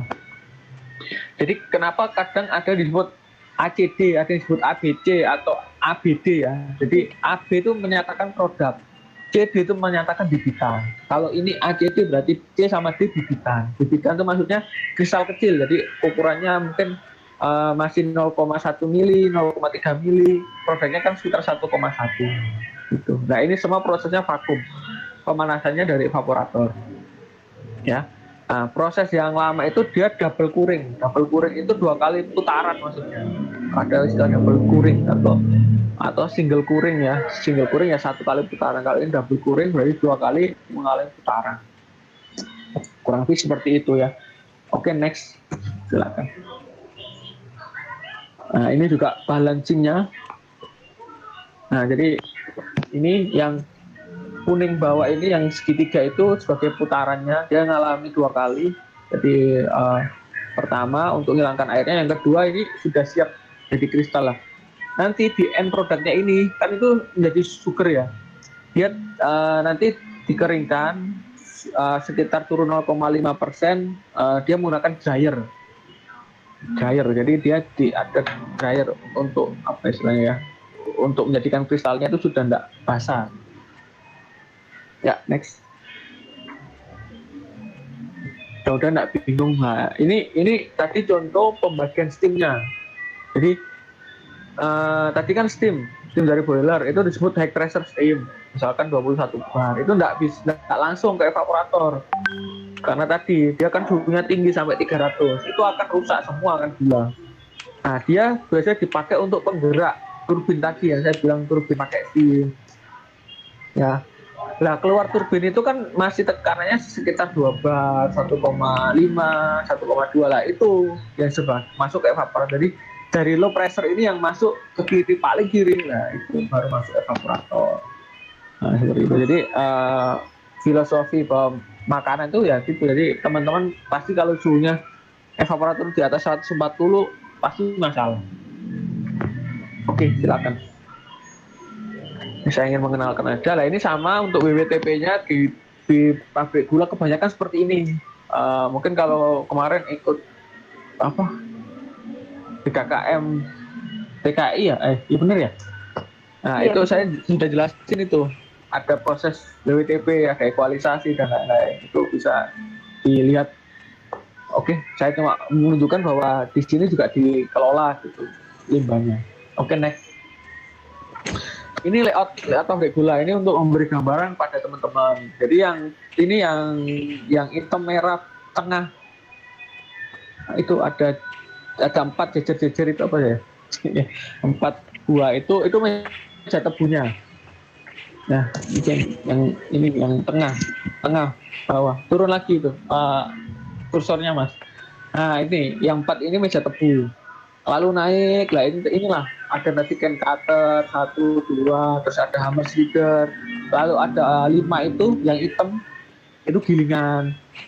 Nah ini jalurnya, jadi jalan gitu ya. Terus yang ini yang ada bulat-bulat di atas gilingan itu evaporator dan juice heater di situ. Nah lalu yang atas yang hitam-hitam ada 9 itu, ada 11 itu vacuum pen tadi. Jadi saya cuma menunjukkan jalannya lah. Ya seperti itu ya. Terus yang ini contoh foto-fotonya, tidak apa-apa Mas. Jadi yang balik lagi sebenarnya ke layout Mas, ke layout. Nah yang kiri atas yang pink itu boiler. Nah, itu kayak gitu, jadi diatur sedemikian hingga lah. Jadi sebenarnya pabrik gula juga nggak cukup luas lah, kalau kita bilang butuh areanya cukup luas karena nanti ada bagas dan lain-lain itu. Nah, nanti yang merah kanan atas itulah yang kita sebut karbonatasi. Jadi cuma butuh ukuran 36 kali 42 meter, tapi tingginya sampai 6 lantai. Jadi sangat kecil, 36 meter kali 42 meter kan kecil. Nah, kayak gitu. Oke, next Mas.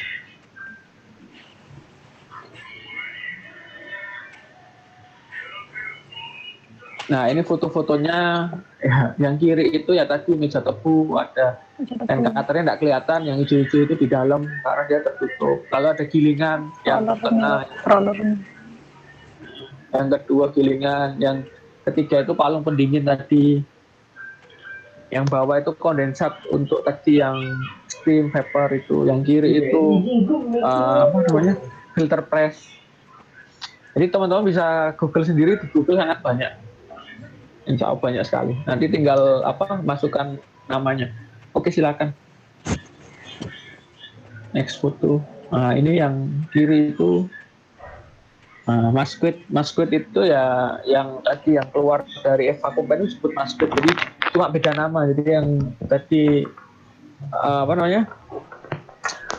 kena kapur disebut lime juice, sulfitasi, sulfited juice, lalu masuk evaporator nanti disebut sirup. Lalu masuk vacuum pen keluar disebut masquet. Sebenarnya itu semua disebut gula. Kalau yang tengah itu dia double evaporator racing film seperti itu. Yang kanan itu turbin, jadi turbinnya seperti itu bentuknya. Saya nggak bisa upload semua karena ini kemarin aja sudah 64 MB ya. Mohon maaf nggak bisa upload semua. Lalu yang kiri bawah itu boiler, yang nomor 2 cooling tower, yang ketiga itu sugar bean, yang terakhir itu evaporator. Ini jejer-jejer seperti itu. Jejer-jejer maksudnya apa ya? Nggak tahu sih. Bercacar gitu Pak mungkin ya. Nah, oke, next.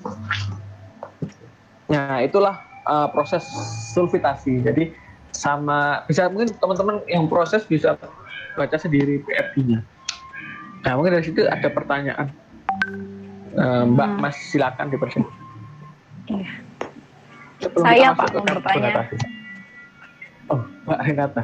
Jangan-jangan pabrik apa? KP-nya di pabrik gula. Iya Pak, betul sekali Pak.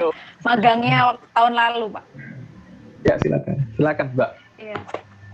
Ini Pak, cara menghindari tetes atau molase pada stasiun masakan sendiri itu gimana ya Pak sebelum dia turun ke stasiun putaran? Lalu untuk menghindari terbentuknya kristal palsu itu seperti apa ya Pak? Soalnya dulu belum sempat dijelaskan. Gitu, maaf, tadi yang tetes seperti apa pertanyaannya? Maaf. Cara menghindari tetes atau molase pada stasiun masakan sebelum nantinya turun ke putaran itu Pak, ke stasiun putaran, sama cara menghindari terbentuknya kristal palsu. Yang bisa mungkin balik ke masakan ya Mas.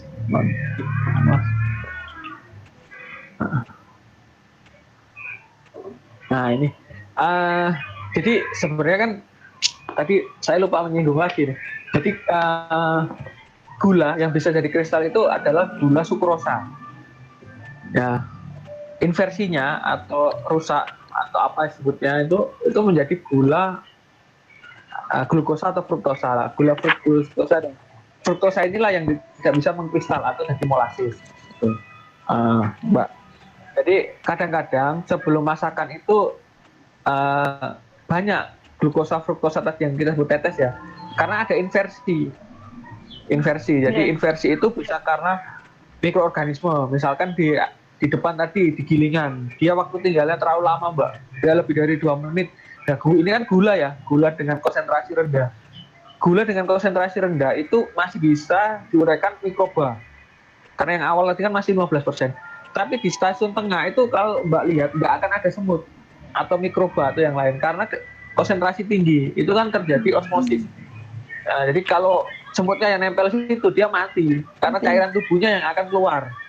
Sama kayak kita berenang di laut, itu kan tubuh kita apa istilahnya? Apa kering? Apa ya? Kulit kita kan jadi kayak kering lah, kehilangan air lah, karena cairan tubuh kita lah yang masuk ke laut. Tapi kalau kita di kolam renang, justru malah kita kayak kenyang. Nah, karena airnya yang masuk ke tubuh kita. Lah itu kan proses osmosis. Nah, tapi kalau yang di depan itu masih bisa karena inversi oleh mikroorganisme. Yang kedua, ada inversi oleh panas-panas tadi Mbak. Jadi diffuser, vakum, evaporator dan sebagainya ya Mbak. Ya, dia menjadi apa istilahnya ya? Karamel Mbak. Nah, karamel ini juga sama, itu gula rusak. Nah, kadang-kadang hal itu nggak bisa dihindari nih, masuk ke vacuum pan. Nah, kadang-kadang untuk membuat kristal kan akhirnya terbentuklah yang disebut kristal-kristal palsu ya.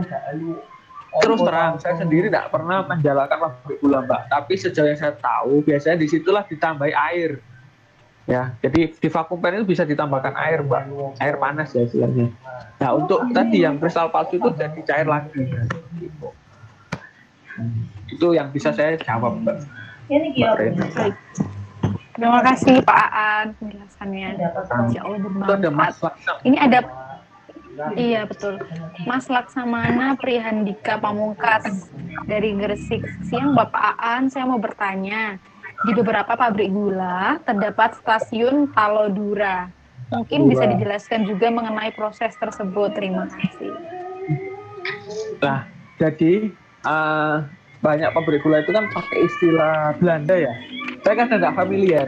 Sebenarnya saya mau tanya. Iya, saya juga. Mas atau Bapak Laksam ini, Talodura itu yang mana ya gitu. Proses yang mana gitu. Mungkin bisa dijawab. Yang ini Ya, maksudnya Mas apa Laksamana. di apa? Di Jusiter, di evap atau di mana? Karena ini kayaknya bukan bahasa bukan bahasa Inggris. Mungkin ada penanya yang lain, mungkin sambil nunggu Pak Laksam boleh merespon. Iya, mungkin yang lainnya ada pertanyaan terlebih dahulu sembari menunggu Mas Laksamana menjelaskan, memberi informasi lebih lanjut terkait stasiun Talodura. Iya, saya juga. Dari Aceh. Ada Pak, ini dari Kak Winda Putri Pratiwi dari Aceh. Wah, luar biasa. Izin bertanya Pak, apakah di setiap pabrik gula di bawah PTPN menggunakan proses dan teknologi yang sama? Seperti 3 teknologi yang dijelaskan di awal presentasi. Dan apakah pabrik gula di Indonesia sudah menerapkan sistem waste to energy seperti penggunaan limbah ampas tebu? Terima kasih sebelumnya Pak. Iya, alhamdulillah. Ini Mbak Winda Putri jauh sekali ya. Bismillahirrahmanirrahim.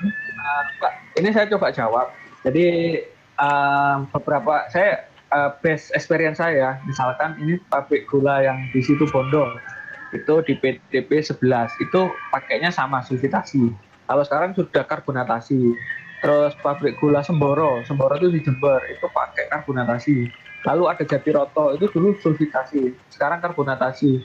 Lalu ada pabrik gula Gempol Kerep itu sama, itu pakai sulfitasi, sekarang menuju karbonatasi.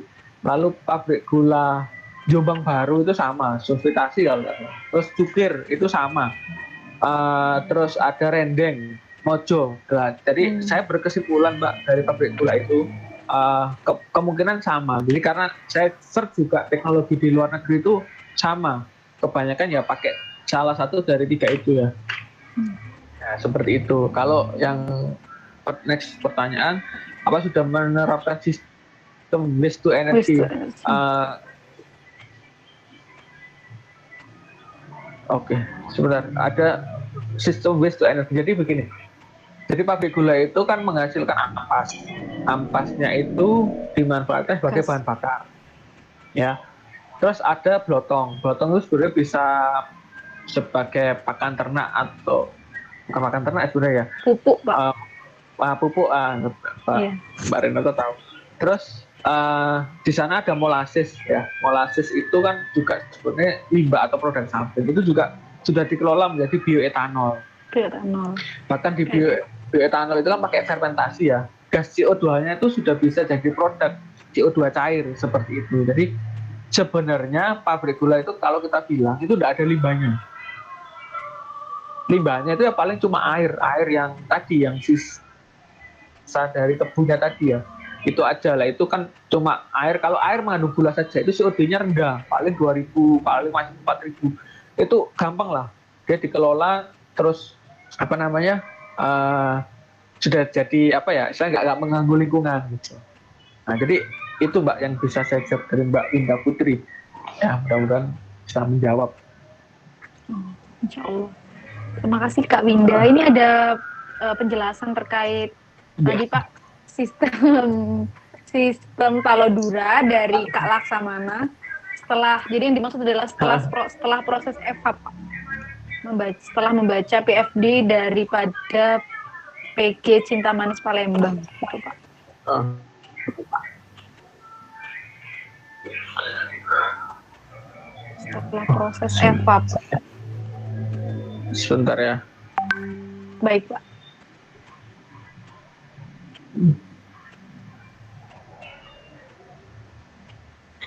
Oke, saya coba jawab yang Mas Laksam. Jadi saya tidak menemukan istilah itu. Saya mohon maaf, tidak menemukan istilah itu. Kalau setelah proses evaporator itu yang kita tahu ya cuma langsung masakan ya. Jadi masakan tadi yang dia terdiri dari seeding atau bibitan dan utama gitu, langsung boiling. Itu dari pabrik gula yang saya temukan. Saya sendiri belum pernah ke Cinta Manis Palembang ya. Kalau nanti saya ke sana kan ikut PTPN 7. Jadi kalau saya ke sana saya akan jawab. Ya, jadi yang kami tahu bahwa setelah evaporator itu langsung masakan. Ya, mohon maaf Ini- Mas Laksam, saya bisa menjawab pertanyaan. Ya. Baik. Ini ada pertanyaan selanjutnya Pak dari Mbak Esti Rahayu. Assalamualaikum warahmatullahi wabarakatuh Pak Aan, saya Esti Rahayu, alumni dari Teknik Kimia UISI. Saya izin bertanya, tadi kan di proses pemurnian secara sulfitasi menggunakan gas SO2. Kemudian setelah proses penguapan di evaporator, nira kental itu dikembalikan lagi ke tangki SO2. Tujuan dari proses tersebut itu sama atau bagaimana Pak? Kemudian untuk Ya. konsentrasinya apakah berbeda? Gitu. Kemudian untuk kondensor di evap dan vakum pen, apakah bisa dibuat satu kondensor saja? Apakah bisa lebih efektif dan efisien? Gitu. Oke, saya coba jawab Mbak Esti Rahayu. Tadi kan mungkin bisa ke sulfitasi. Jadi sebenarnya untuk yang sekarang itu setelah evaporator ini tidak ada sulfitasi. Yang evaporator aja, Mas. Yang evaporator. Nah, jadi sebenarnya kalau yang sekarang itu setelah evaporator sudah ada sulfitasi. Makanya itu kita clut ya. Itu dulu kan proses existing di salah satu pabrik gula yang kita tangani ya. Nah, itu dia 2 kali sulfitasinya gitu. Jadi double sulfitasi. Tapi yang sekarang sudah tidak pakai karena dianggap sudah tidak efektif. Dan SO2 sendiri itu kan sebenarnya juga gas beracun ya. Nah, jadi malah kalau dia nanti masih sisa, dia mengganggu selanjutnya. Nah, itu jadi ini sudah dihilangkan, makanya kita close itu prosesnya. Jadi, itu kemarin kita mau nyampaikan bahwa itu ada jalurnya gitu aja. Ya, Mbak. Jadi itu yang bisa saya jawab. Lalu untuk kondensor evap, vacuum pen sama kondensor evap sama vacuum pen, apa bisa dibuat satu, apa bisa lebih efisien. Jadi kalau evaporator, misalkan itu 5 evaporator ya, atau 10 itu kondensernya cuma 1. Jadi yang ujung tok belakang, jadi yang 5 itu langsung ke kondensor. Tapi kalau vacuum pen itu kondensornya harus sendiri, individual kondensor kita nyebutnya. Tapi kalau air pendinginnya, nanti kan jatuh itu air pendinginnya itu. Nah itu mungkin bisa jadi satu pipingnya. Tapi kalau kondensornya sendiri harus sendiri. Kenapa? Kan vakumnya bisa beda antara yang evap sama yang vacuum pen. Vakumnya kan bisa beda. Nah, terus juga itu kan nanti fluktuatif ya inputnya. Kan kadang niranya belum nyampe breaknya 65, jadi harus dikontrol lagi vakumnya dan lain-lain. Itu kan 2 stasiun yang berbeda. Nah, kalau jadi satu akan sulit mengontrol. Ya, demikian. Yang saya bisa jawab Mbak Esti Rahayu. Terima kasih Pak Aan dan terima kasih untuk Mbak Winda dan Mbak Esti. Ini ada satu pertanyaan lagi Pak dari Kak Ahmad Habib Ramadana dari Malang ya. Faktor-faktor apa saja yang mempengaruhi keberhasilan terbentuknya kristal gula di unit kristalisasi? Kemudian apakah ada perbedaan proses produksi maupun kandungan antara gula biasa dan gula rendah kalori yang saat ini sedang marak di Indonesia Pak? Ya, saya mau jawab. Jadi faktor apa yang mempengaruhi keberhasilan terbentuknya kristal hydrous kristalizer? Yang pertama bahwa DS tadi atau apa istilahnya, kandungan gulanya itu sudah cukup untuk masuk vacuum pen maupun yang keluar. Itu yang pertama. Yang kedua pembibitan itu tadi atau seeding itu juga harus berjalan baik baru terbentuklah. Semua itu sebenarnya sangat dipengaruhi oleh purity atau HK. Itu yang mengontrol keberhasilan. Makanya mungkin kata Mbak Renata ada gula palsu dan sejenisnya. Itulah itu yang harus dikontrol ya. Jadi kalau secara kimiawi ya dia dikontrol Brix-nya atau DS-nya lalu purity-nya.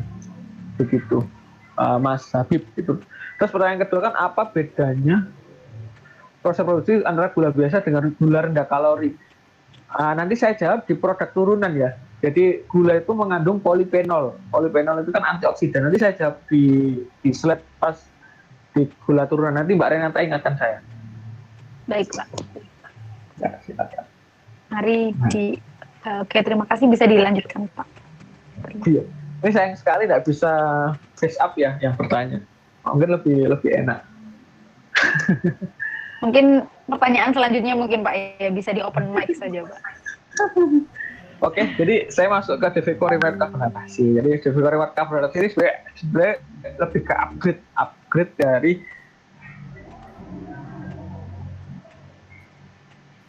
jadi dia ngalami 2 kali pengkristalan seperti itu. Oke, bisa next. Oke, ini ya. Jadi pabrik gula karbonatasi itu inputnya bisa 2, teman-teman. Jadi yang pertama dari tebu tadi yang kita kelola sampai tadi yang masakan itu ya, itu sebagai raw sugar istilahnya. Ya kita nyebutnya sebagai raw sugar juga, atau istilahnya gula merah. Nah, seperti itu. Tapi inputnya bisa lagi dari raw sugar import. Jadi udah jadi nih raw sugar yang setengah jadi, yang import dari India, dari Thailand. Itu sebagai input untuk ke karbonator atau karbonatasi tadi. Kalau dia dari tebu, prosesnya sama. Jadi melewati juice heater, gilingan, juice heater, evaporator, vacuum pen, gitu ya. Kristalisasi sama. Nah, hanya nanti akan di-melting ulang. Nah, tapi kalau inputnya dari raw sugar, nah ini yang kiri atas itu dia kan dari gudang raw sugar. Nah, dia sama sebenarnya mengalami melting. Nah, tapi dia mengalami melting lalu diputar lagi. Itu kan ada 3 unit kayak mangkok itu ya. Nah, itu untuk putarannya. Nah, dia di melting itu disebut proses afinasi. Ya, sama prosesnya lah. Itu nanti setelah jadi melting atau melt, maka disebut Deveco remelt, kan remelt ya. Deveco remelt di-remelt ulang ya. Jadi sekali lagi saya tekankan bahwa pabrik karbonatasi itu 2 inputnya bisa dari tebu yang menggunakan proses roasting, atau dia dari raw sugar yang langsung dia diafinasi seperti ini. Nah, setelah masuk sinilah dia masuk ke karbonator. Maaf, ini ada liming juga, jadi ditambah kapur dulu. Ditambah kapur yang atas ini, tambah kapur, terus ada 2 itu kayak vessel itu. Nah, dia ngalami karbonatasi, di situ dia dikontakkan dengan gas CO2. Nah, gas CO2 itu terus setelahnya dia mengalami nanti ada filtrasi ya. Nah, gas CO2 itu ditangkap dari boiler. Itu yang bawah itu bisa dilihat. Nah, dari chimney boiler, dia nanti akan mengalami scrubber yang istilahnya abu-abunya atau padatannya dia dihilangkan. Nah, dia pakai kompresor seperti itu. Nah, terus nanti dikontakkan. Prosesnya mungkin pengkontakannya mirip kayak sulfitasi, tapi sulfitasi kan pakai tower ya, atau pakai kayak menara distilasi. Kalau ini direct, jadi kayak pakai direct aja. Dikontakkan direct. Ini saya lupa konsentrasinya CO2 sekitar 8%. Jadi karbonatasi ini catatannya adalah sebagai proses refinery. Kalau raw sugar itu import, dia ngalami afinasi dulu, tapi kalau tebu dia ngalami proses yang sama kayak tadi.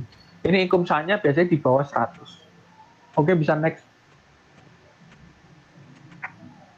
Nah, setelah tadi dia masuk ke karbonator, dia mengalami filtrasi. Ya, filtrasinya ini filtrasinya 2 kali, jadi ada test filter sama rotary filter ini. Nah, lalu setelah mengalami filtrasi, nanti dia ini disebut blotongnya atau zat padatnya disebut sweet cake ya istilahnya, atau karena ini ya itu hanya istilah ya, jangan ada sweet cake sama cake apa bedanya, ya hanya istilah. Terus setelah masuk mengalami filtrasi ini dia masuk ke evaporator lagi, tapi dia plate evaporator. Nah, yang kanan ini, yang kanan 2 kayak vessel itulah, dia ngalami evaporasi lagi sama. Nah, jadi yang tadi di melting yang di depan itu ditambah air, terus dikontakkan dengan karbonator, dia difiltrasi, dievap lagi. Nah, setelah evap dia masuk ke masakan lagi, yang bawah, kiri bawah, itu masuk ke masakan lagi. Lalu masuk ke dryer. Nah, sebenarnya itu bedanya. Nah, tapi nanti kalau udah karbonatasi ya, jadi sulfitasinya mati, dia nggak pakai. Ya, artinya dari mana? Dari juice heater langsung ke evaporator, nggak pakai ke sulfur power. Nah, oke, bisa next mas. Itu mungkin proses karbonatasi.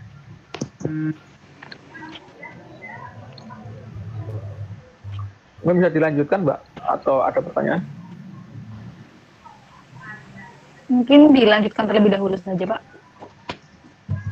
Saya lanjutkan dulu ya.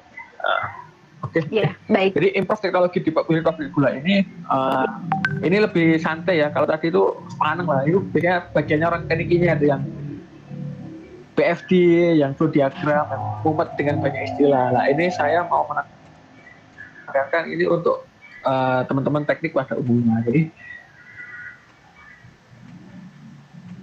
di dalam yang paling penting adalah cost, karena bagaimanapun cost itu menekankan pada keberlangsungan suatu pabrik ya. Jadi inilah beberapa improve di dalam pabrik gula. Oke, bisa next. Ini misalkan tadi evaporator, itu bisa dilihat tulisan atas itu yang merah, exhaust steam demand 31,7% on kin ya. Nah, jadi pabrik gula di Indonesia itu rata-rata 50-52%. Itu rasio steam terhadap tebu atau misalnya SOC, steam on kin. Jadi rasio steam terhadap tebunya. Jadi kalau 8.000 TCD tadi kan per jamnya 333 ya. Atau gini aja, 8.000 TCD kan per hari. Itu steamnya rata-rata itu 4.000. Jadi 50%-an. Jadi teman-teman bisa bayangkan kalau dia turun menjadi 31%, itu kan berarti turun sekitar 18% ya. What's happen gitu kan? Apa yang terjadi? Saya kasih contoh. Teman-teman pegang kalkulator ya. Pegang kalkulator lagi.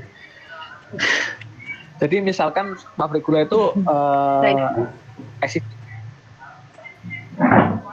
rasionya tadi 52% ya, kebutuhan steamnya ya. Bisa turun menjadi 45. Berarti turun 7% ya. Kita tulis ya, 7%. Oke, dikalikan 8.000. Gilingnya tadi kan dibagi 24. Berapa? 23 ya? Bener ya? 23 ton per jam. Nah. Iya, Pak, 24. 24 ton steam per jam. Ton steam per jam. 24, Pak. Steam ini dia 23,3 ya. Steam ini kan dihasilkan dari bagas. Nah, satu ton bagas itu menghasilkan 2,4 steam rata-rata. Itu udah bagus lah. Kalau yang jelek itu 2 ton. Nah, kita ambil aja 2 ton. Berarti dibagi 2. Benar ya?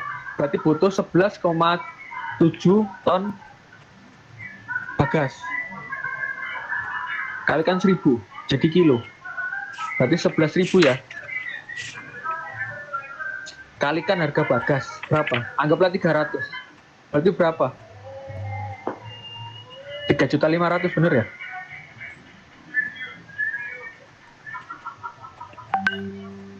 Masih menghitung, Pak. 3.500.000 ya. Ini penghematannya per jam. Ayo kita kalikan gilingnya. 24 jam ya. Terus dikalikan berapa hari tadi? 150 hari. Itu menghemat berapa itu? 12,6 miliar ya?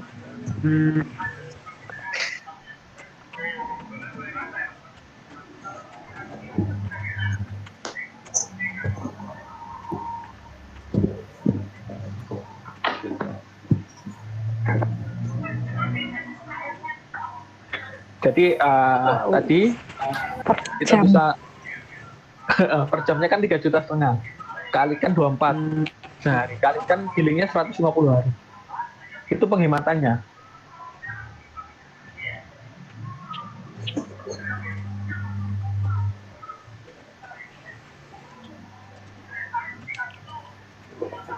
Bener ya, Mbak? Betul, Pak, sekitaran seperti itu. 12,6. Miss juga ya, Pak, banyak sekali tuh per jamnya. Iya, jadi kan artinya tadi yang pabrik gula existing di Indonesia itu yang awalnya kebutuhan sinyal 52, kita sedang berduyun-duyun lah menurunkan itu menjadi 4445. Jadi menghemat sekian miliar sebenarnya. Apalagi kalau nanti suatu hari bisa ini 31. Bayangkan berapa kali, kan berarti 3 kali lipat, sekitar 36 miliar kan. Nah, bagaimana bisa menurunkan steam itu?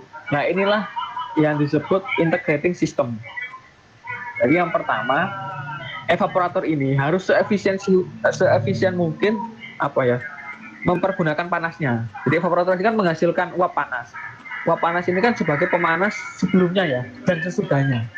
Nah, dengan membuat ini namanya bleeding system yang tepat, itu bisa turun kebutuhan steamnya. Jadi kalau bleedingnya tidak tepat, misalkan ya harusnya juice heater pertama itu kan masih dingin, kita pakai aja evaporator badan keempat yang suhunya relatif kan masih 90-an gitu kan, jadi efisien. Kadang-kadang kita pakai evap dari badan satu yang masih tinggi suhunya 110, lah itu kan tidak efisien. Nah ini namanya sistem bleeding semua. Nah lalu ada kondensat plus sigar ini yang bawah itu dia, jadi kondensat yang sudah kondensat ini kan berarti sudah mengalami kondensasi ya, pendinginan. Itu kadang bisa menghasilkan uap panas lagi. Lah makanya kan ada yang merah-merah itu. Lah itu digunakan kembali. Itu bisa menurunkan sekitar 5 sampai 15 ton kebutuhan steam. Jangan 15. 5 sampai 7 ton kebutuhan steam. Nah, ya itulah sistem integrasi. Kalau teman-teman kan belajar sintesa proses ya, dia harusnya belajar seperti ini. Iya. Nah, jadi ini untuk teman-teman bahwa inilah ketika kita mengimprove sesuatu yang kecil itu 1 ton 2 ton itu sangat besar nilainya. Nah, itu yang mau saya tekankan. Ya mudah-mudahan ini harusnya dipelajari di sintesa proses ya. Oke, next dulu. Itu salah satu ya. Artinya dengan mengimprove seperti ini sistemnya itu dia bisa menghemat sekian miliar. Yang kedua adalah super gravity. Kenapa disebut super gravity? Jadi kalau proses yang lama itu dari vacuum pan ini yang kiri atas itu dia masuk ke pendingin itu menggunakan pompa. Jadi kalau yang awal itu pendinginnya tidak di sini, jadi lebih pendek. Jadi dia tingginya tidak 15 meter, mungkin cuma 6 meter atau 8 meter ya, atau 10 meter, 8 meter mungkin ya. Lah dia kan harus turun. Itu menggunakan pompa rotapam. Ke mana? Ke pendingin ini yang palung itu, yang kayak mangkok itu. Lah dari situ nanti didinginkan, dia masuk lagi ke sentrifugal menggunakan pompa lagi. Lah itu kan boros ya. Tapi super gravity itu dia langsung atas, jadi vacuum pan di paling tinggi, nomor 2 palungnya di bawahnya, dari tinggal di drain, nomor 3 itu langsung ke sentrifugal. Itu kita hitung ya berapa dampak pengiriman. Jadi itu kan menggunakan rotapam. Rotapam itu rata-rata kilowattnya kan sekitar 50 ya. Kalau itu kita anggap aja 10 unit, berarti ada 500 kilowatt. Sepakat ya? 500 kilowatt. Nah, 500 kilowatt itu gini, 12 ton steam itu menghasilkan 1 megawatt. Berarti kalau 500 ini kan dibagi 1000 dikalikan 12. Artinya menghemat 6 ton steam ya. Nah, balik lagi 6 ton steam ini dibagi lagi kayak tadi, dibagi apa namanya? Ampasnya kan 1 ton ampas menghasilkan 2 steam, berarti dibagi 2. Ada 3 ton ampas kan? 3 Kalikan 1000. Artinya ada 3000 ton ampas.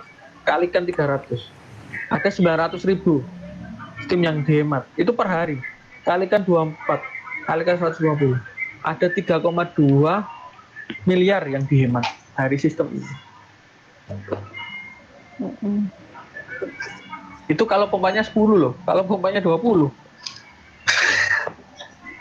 Ya, nah, inilah pentingnya improve. Jadi teman-teman nanti melihat sistem ini mudah-mudahan terpacu ya, bahwa dengan melakukan suatu improve seperti ini, nanti dengan melihat investasinya kita bisa menghasilkan sistem yang lebih efisien. Nah ini yang bawah itu hanya contoh, itu contoh evaporator ya. Terus yang B itu kan ada ketinggiannya apa namanya, kondensor itu harus 20 meter karena dia itu kan harus jaraknya 10 meter dari apa ya, pipa keluarnya uap. Kenapa? Karena dia harus vakum kan, 10 meter air itu kan sama dengan 1 bar kan, 1 atmosfer kan.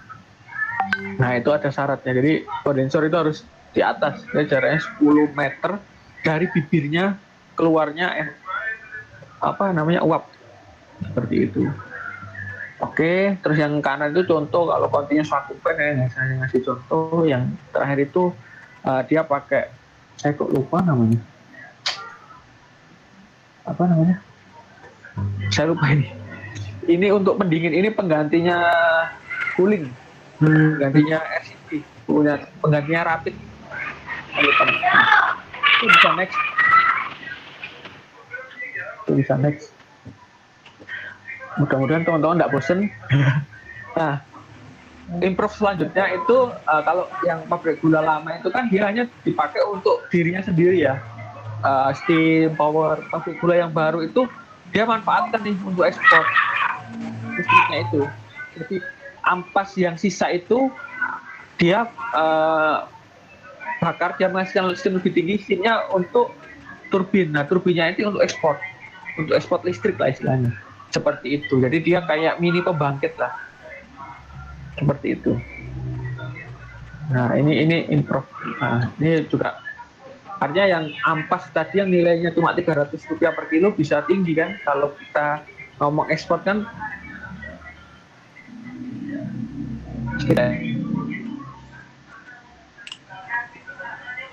harganya 650 per. Next.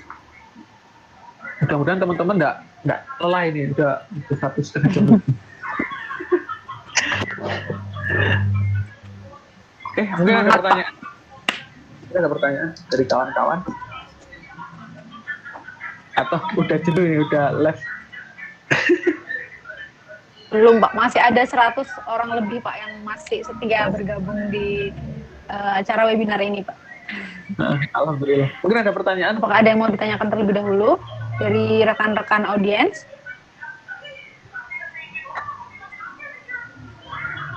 Belum sepertinya Pak. Mungkin nanti di akhir, pertanyaannya akan disampaikan di akhir mungkin ya Pak ya. Oke, bisa di next. Nah, ini cogeneration system. Jadi cogeneration system ini boiler sama turbin lah intinya, kayak pembangkit lah ya. Oke, next. Ini saya kasih contoh, biasanya kan teman-teman ini biasanya kalau kuliah nggak dapat ini. Saya nggak tahu kalau dapat ini.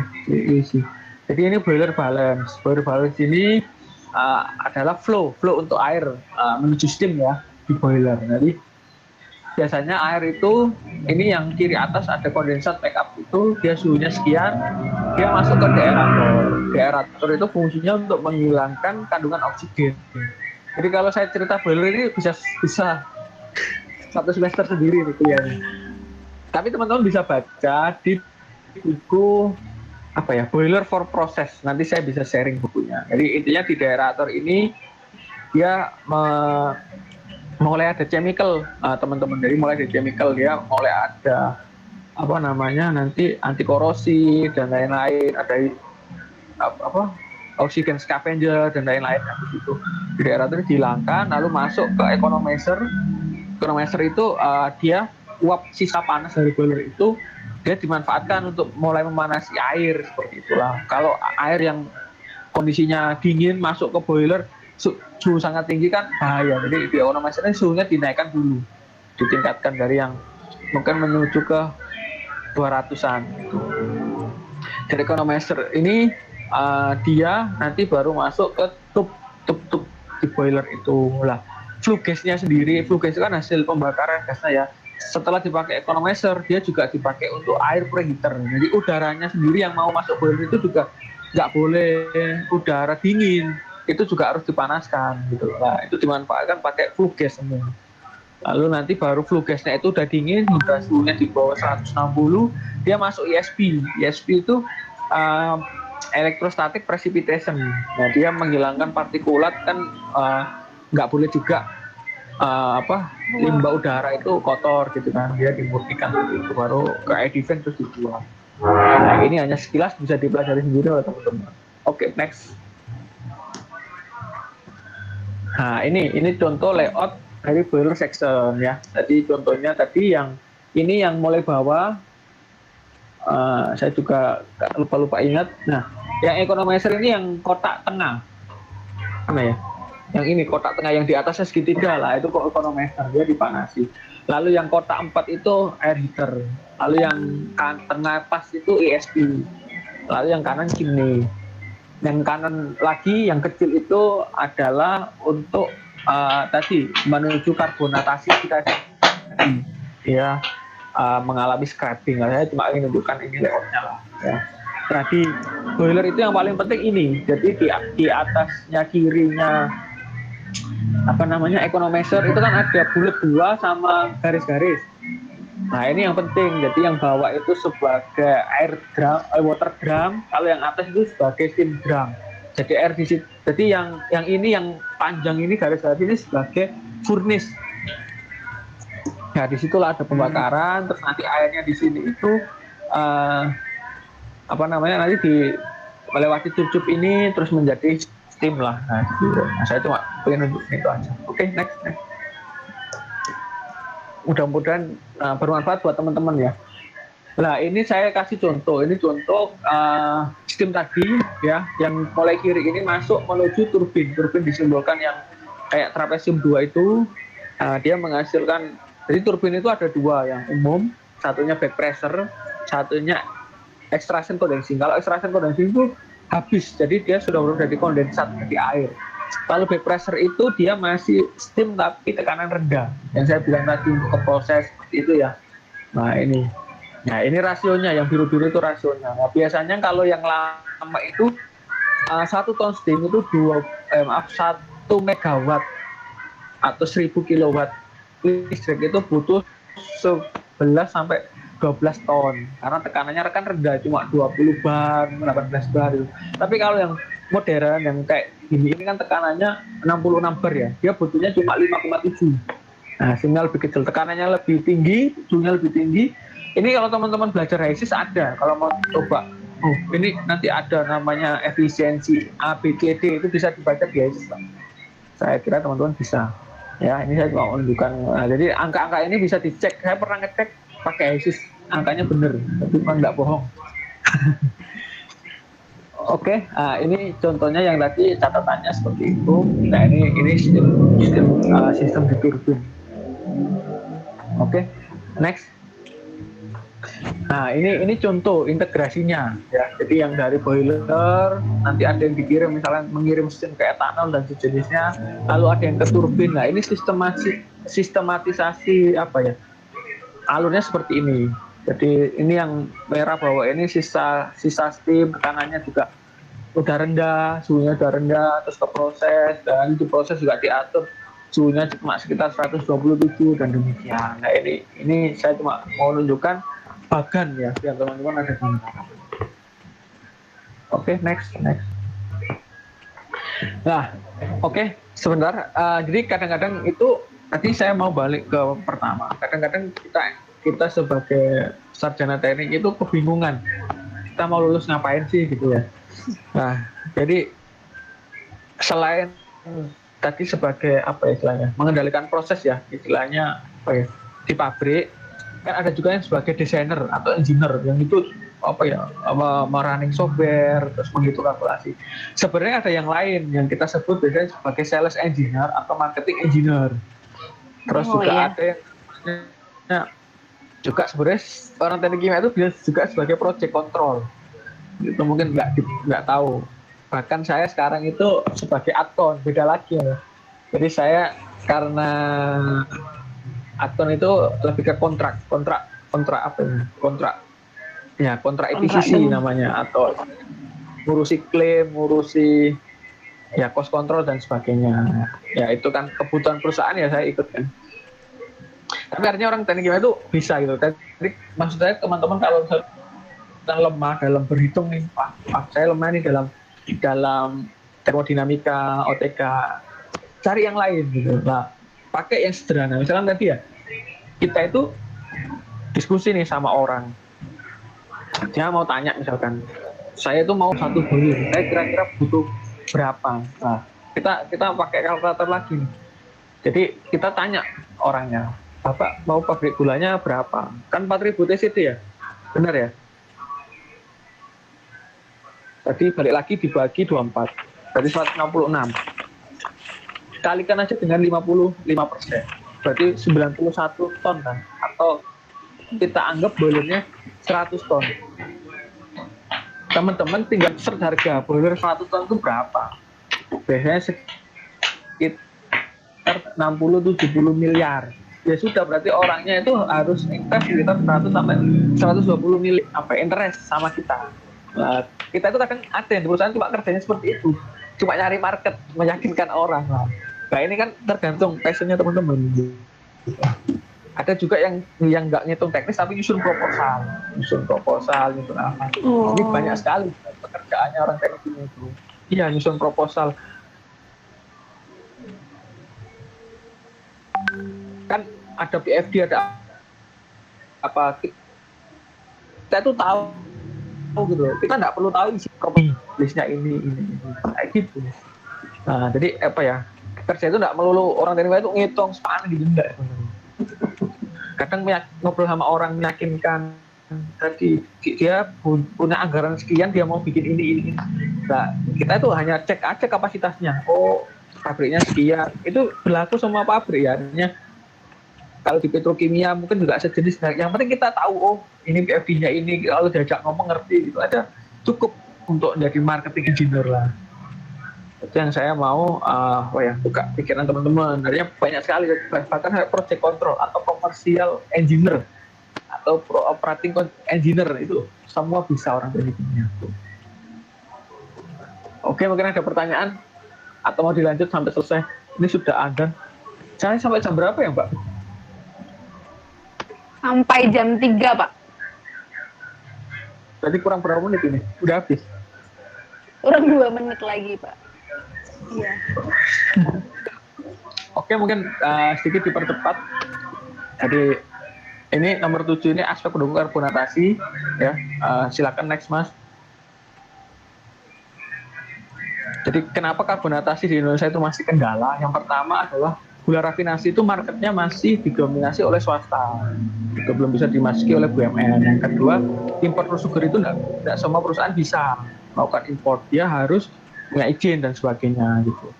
Nah, terus yang ketiga ini kan butuh boiler juga dan yang lain. Terus sistemnya juga DCS, maka operatornya kan harus budayanya harus dirubah. Nah ini banyak sekali. Terus selain itu teknologinya juga masih impor. Nah siapa tahu nanti teman-teman di sini mengembangkan sendiri, kita tidak perlu impor teknologi ya, seperti itu. Oke, next. Parameter, oke, next. Nah ini saya cuma sekilas, tadi udah dijelasin semua bahwa parameter ini yang harus diperhatikan di dalam pabrik gula. Kenapa? Karena kalau parameter ini terlewat, biasanya lossesnya tinggi atau pabriknya tidak efisien. Ya, oke, next, Mas. Nah ini contoh analisanya, bisa dicek. Ini ada referensinya di jurnal. Nanti saya bisa share juga kalau diharapkan. Ini ada losses dari sini prosesnya. Kalau dia tidak efisien, lossesnya tinggi sekali. Nah ini saya cuma mau menunjukkan. Biasanya teman-teman tadi kan nanya lossesnya kayak apa. Oke, next. Oke, next. Nah, kalau tidak efisien tadi ya, otomatis lossesnya tinggi dan itu menurunkan profit. Kita kan selalu suatu usaha atau pabrik itu akan melihat profit. Nah, kadang-kadang teman-teman teknik kimia itu hanya untuk evaluasi ini aja, istilahnya jadi pengawas internal aja, ngecek semua data-data seperti ini itu juga orang teknik kimia bisa gitu.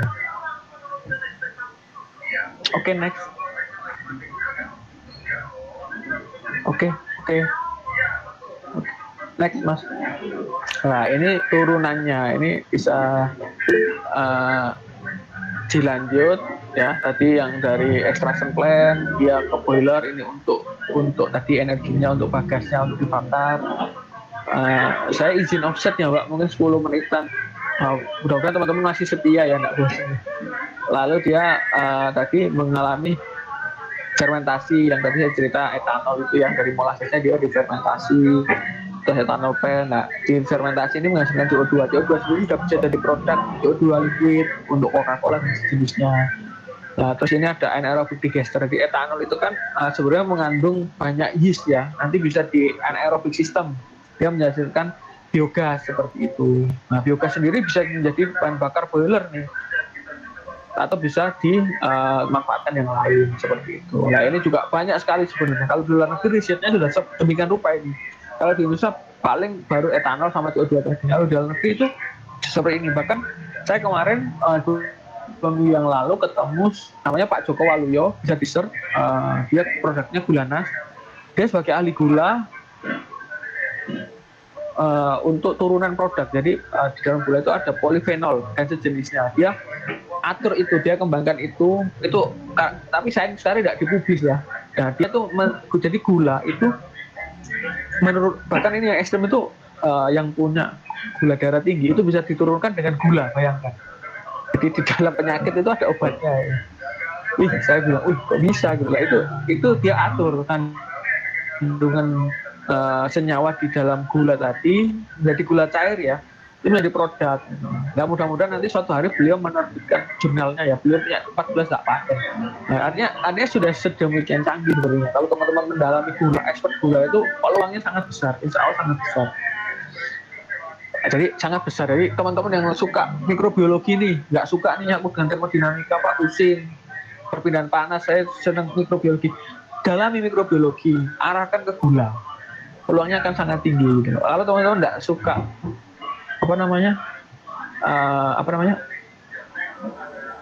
sukanya kayak yang mesin-mesin, alat, dalami alatnya, peralatannya, energinya, atau yang merasa kesalah jurusan, waktu harusnya aku masuk teknik elektronik atau teknik mesin bukan teknik kimia, gak apa-apa, masuk aja dulu peralatan unit operasi, nanti dalami itu gimana sih elektrikalnya, itu sangat bisa. Jadi di era modern ini saya katakan jurusan itu cuma pintu, setelah keluar pintu kalian harus beradaptasi. Kalau kalian hanya saya cuma mau simulasi terus, nggak mau ke lapangan, ya kalian akan di situ dalam waktu yang lama gitu.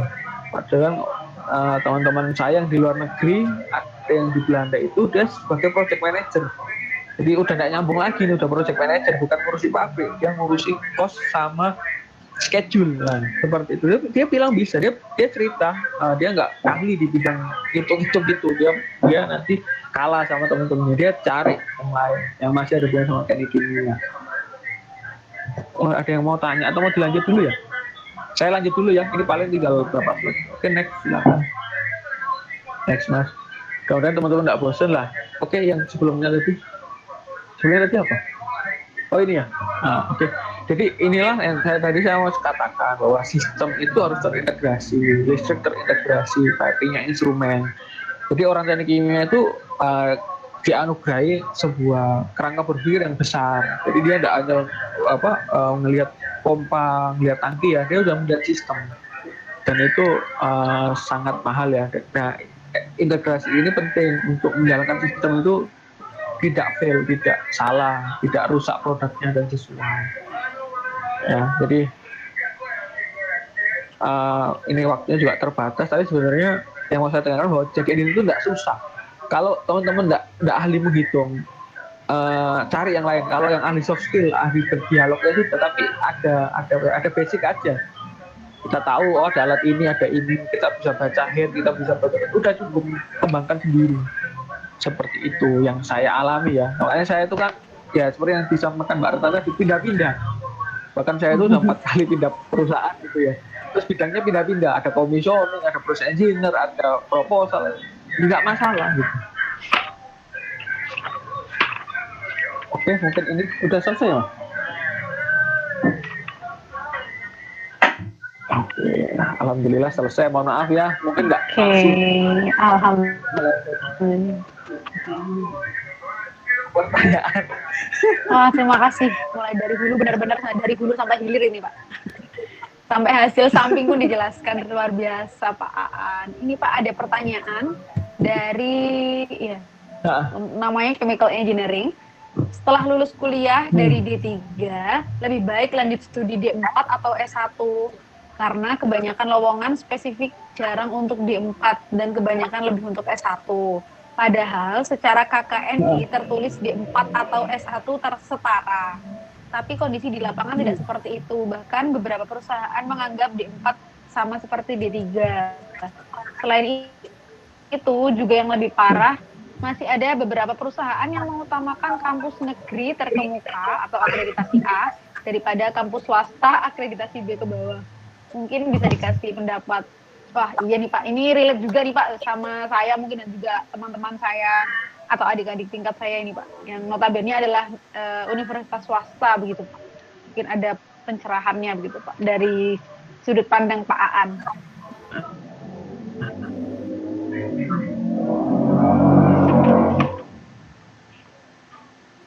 Jadi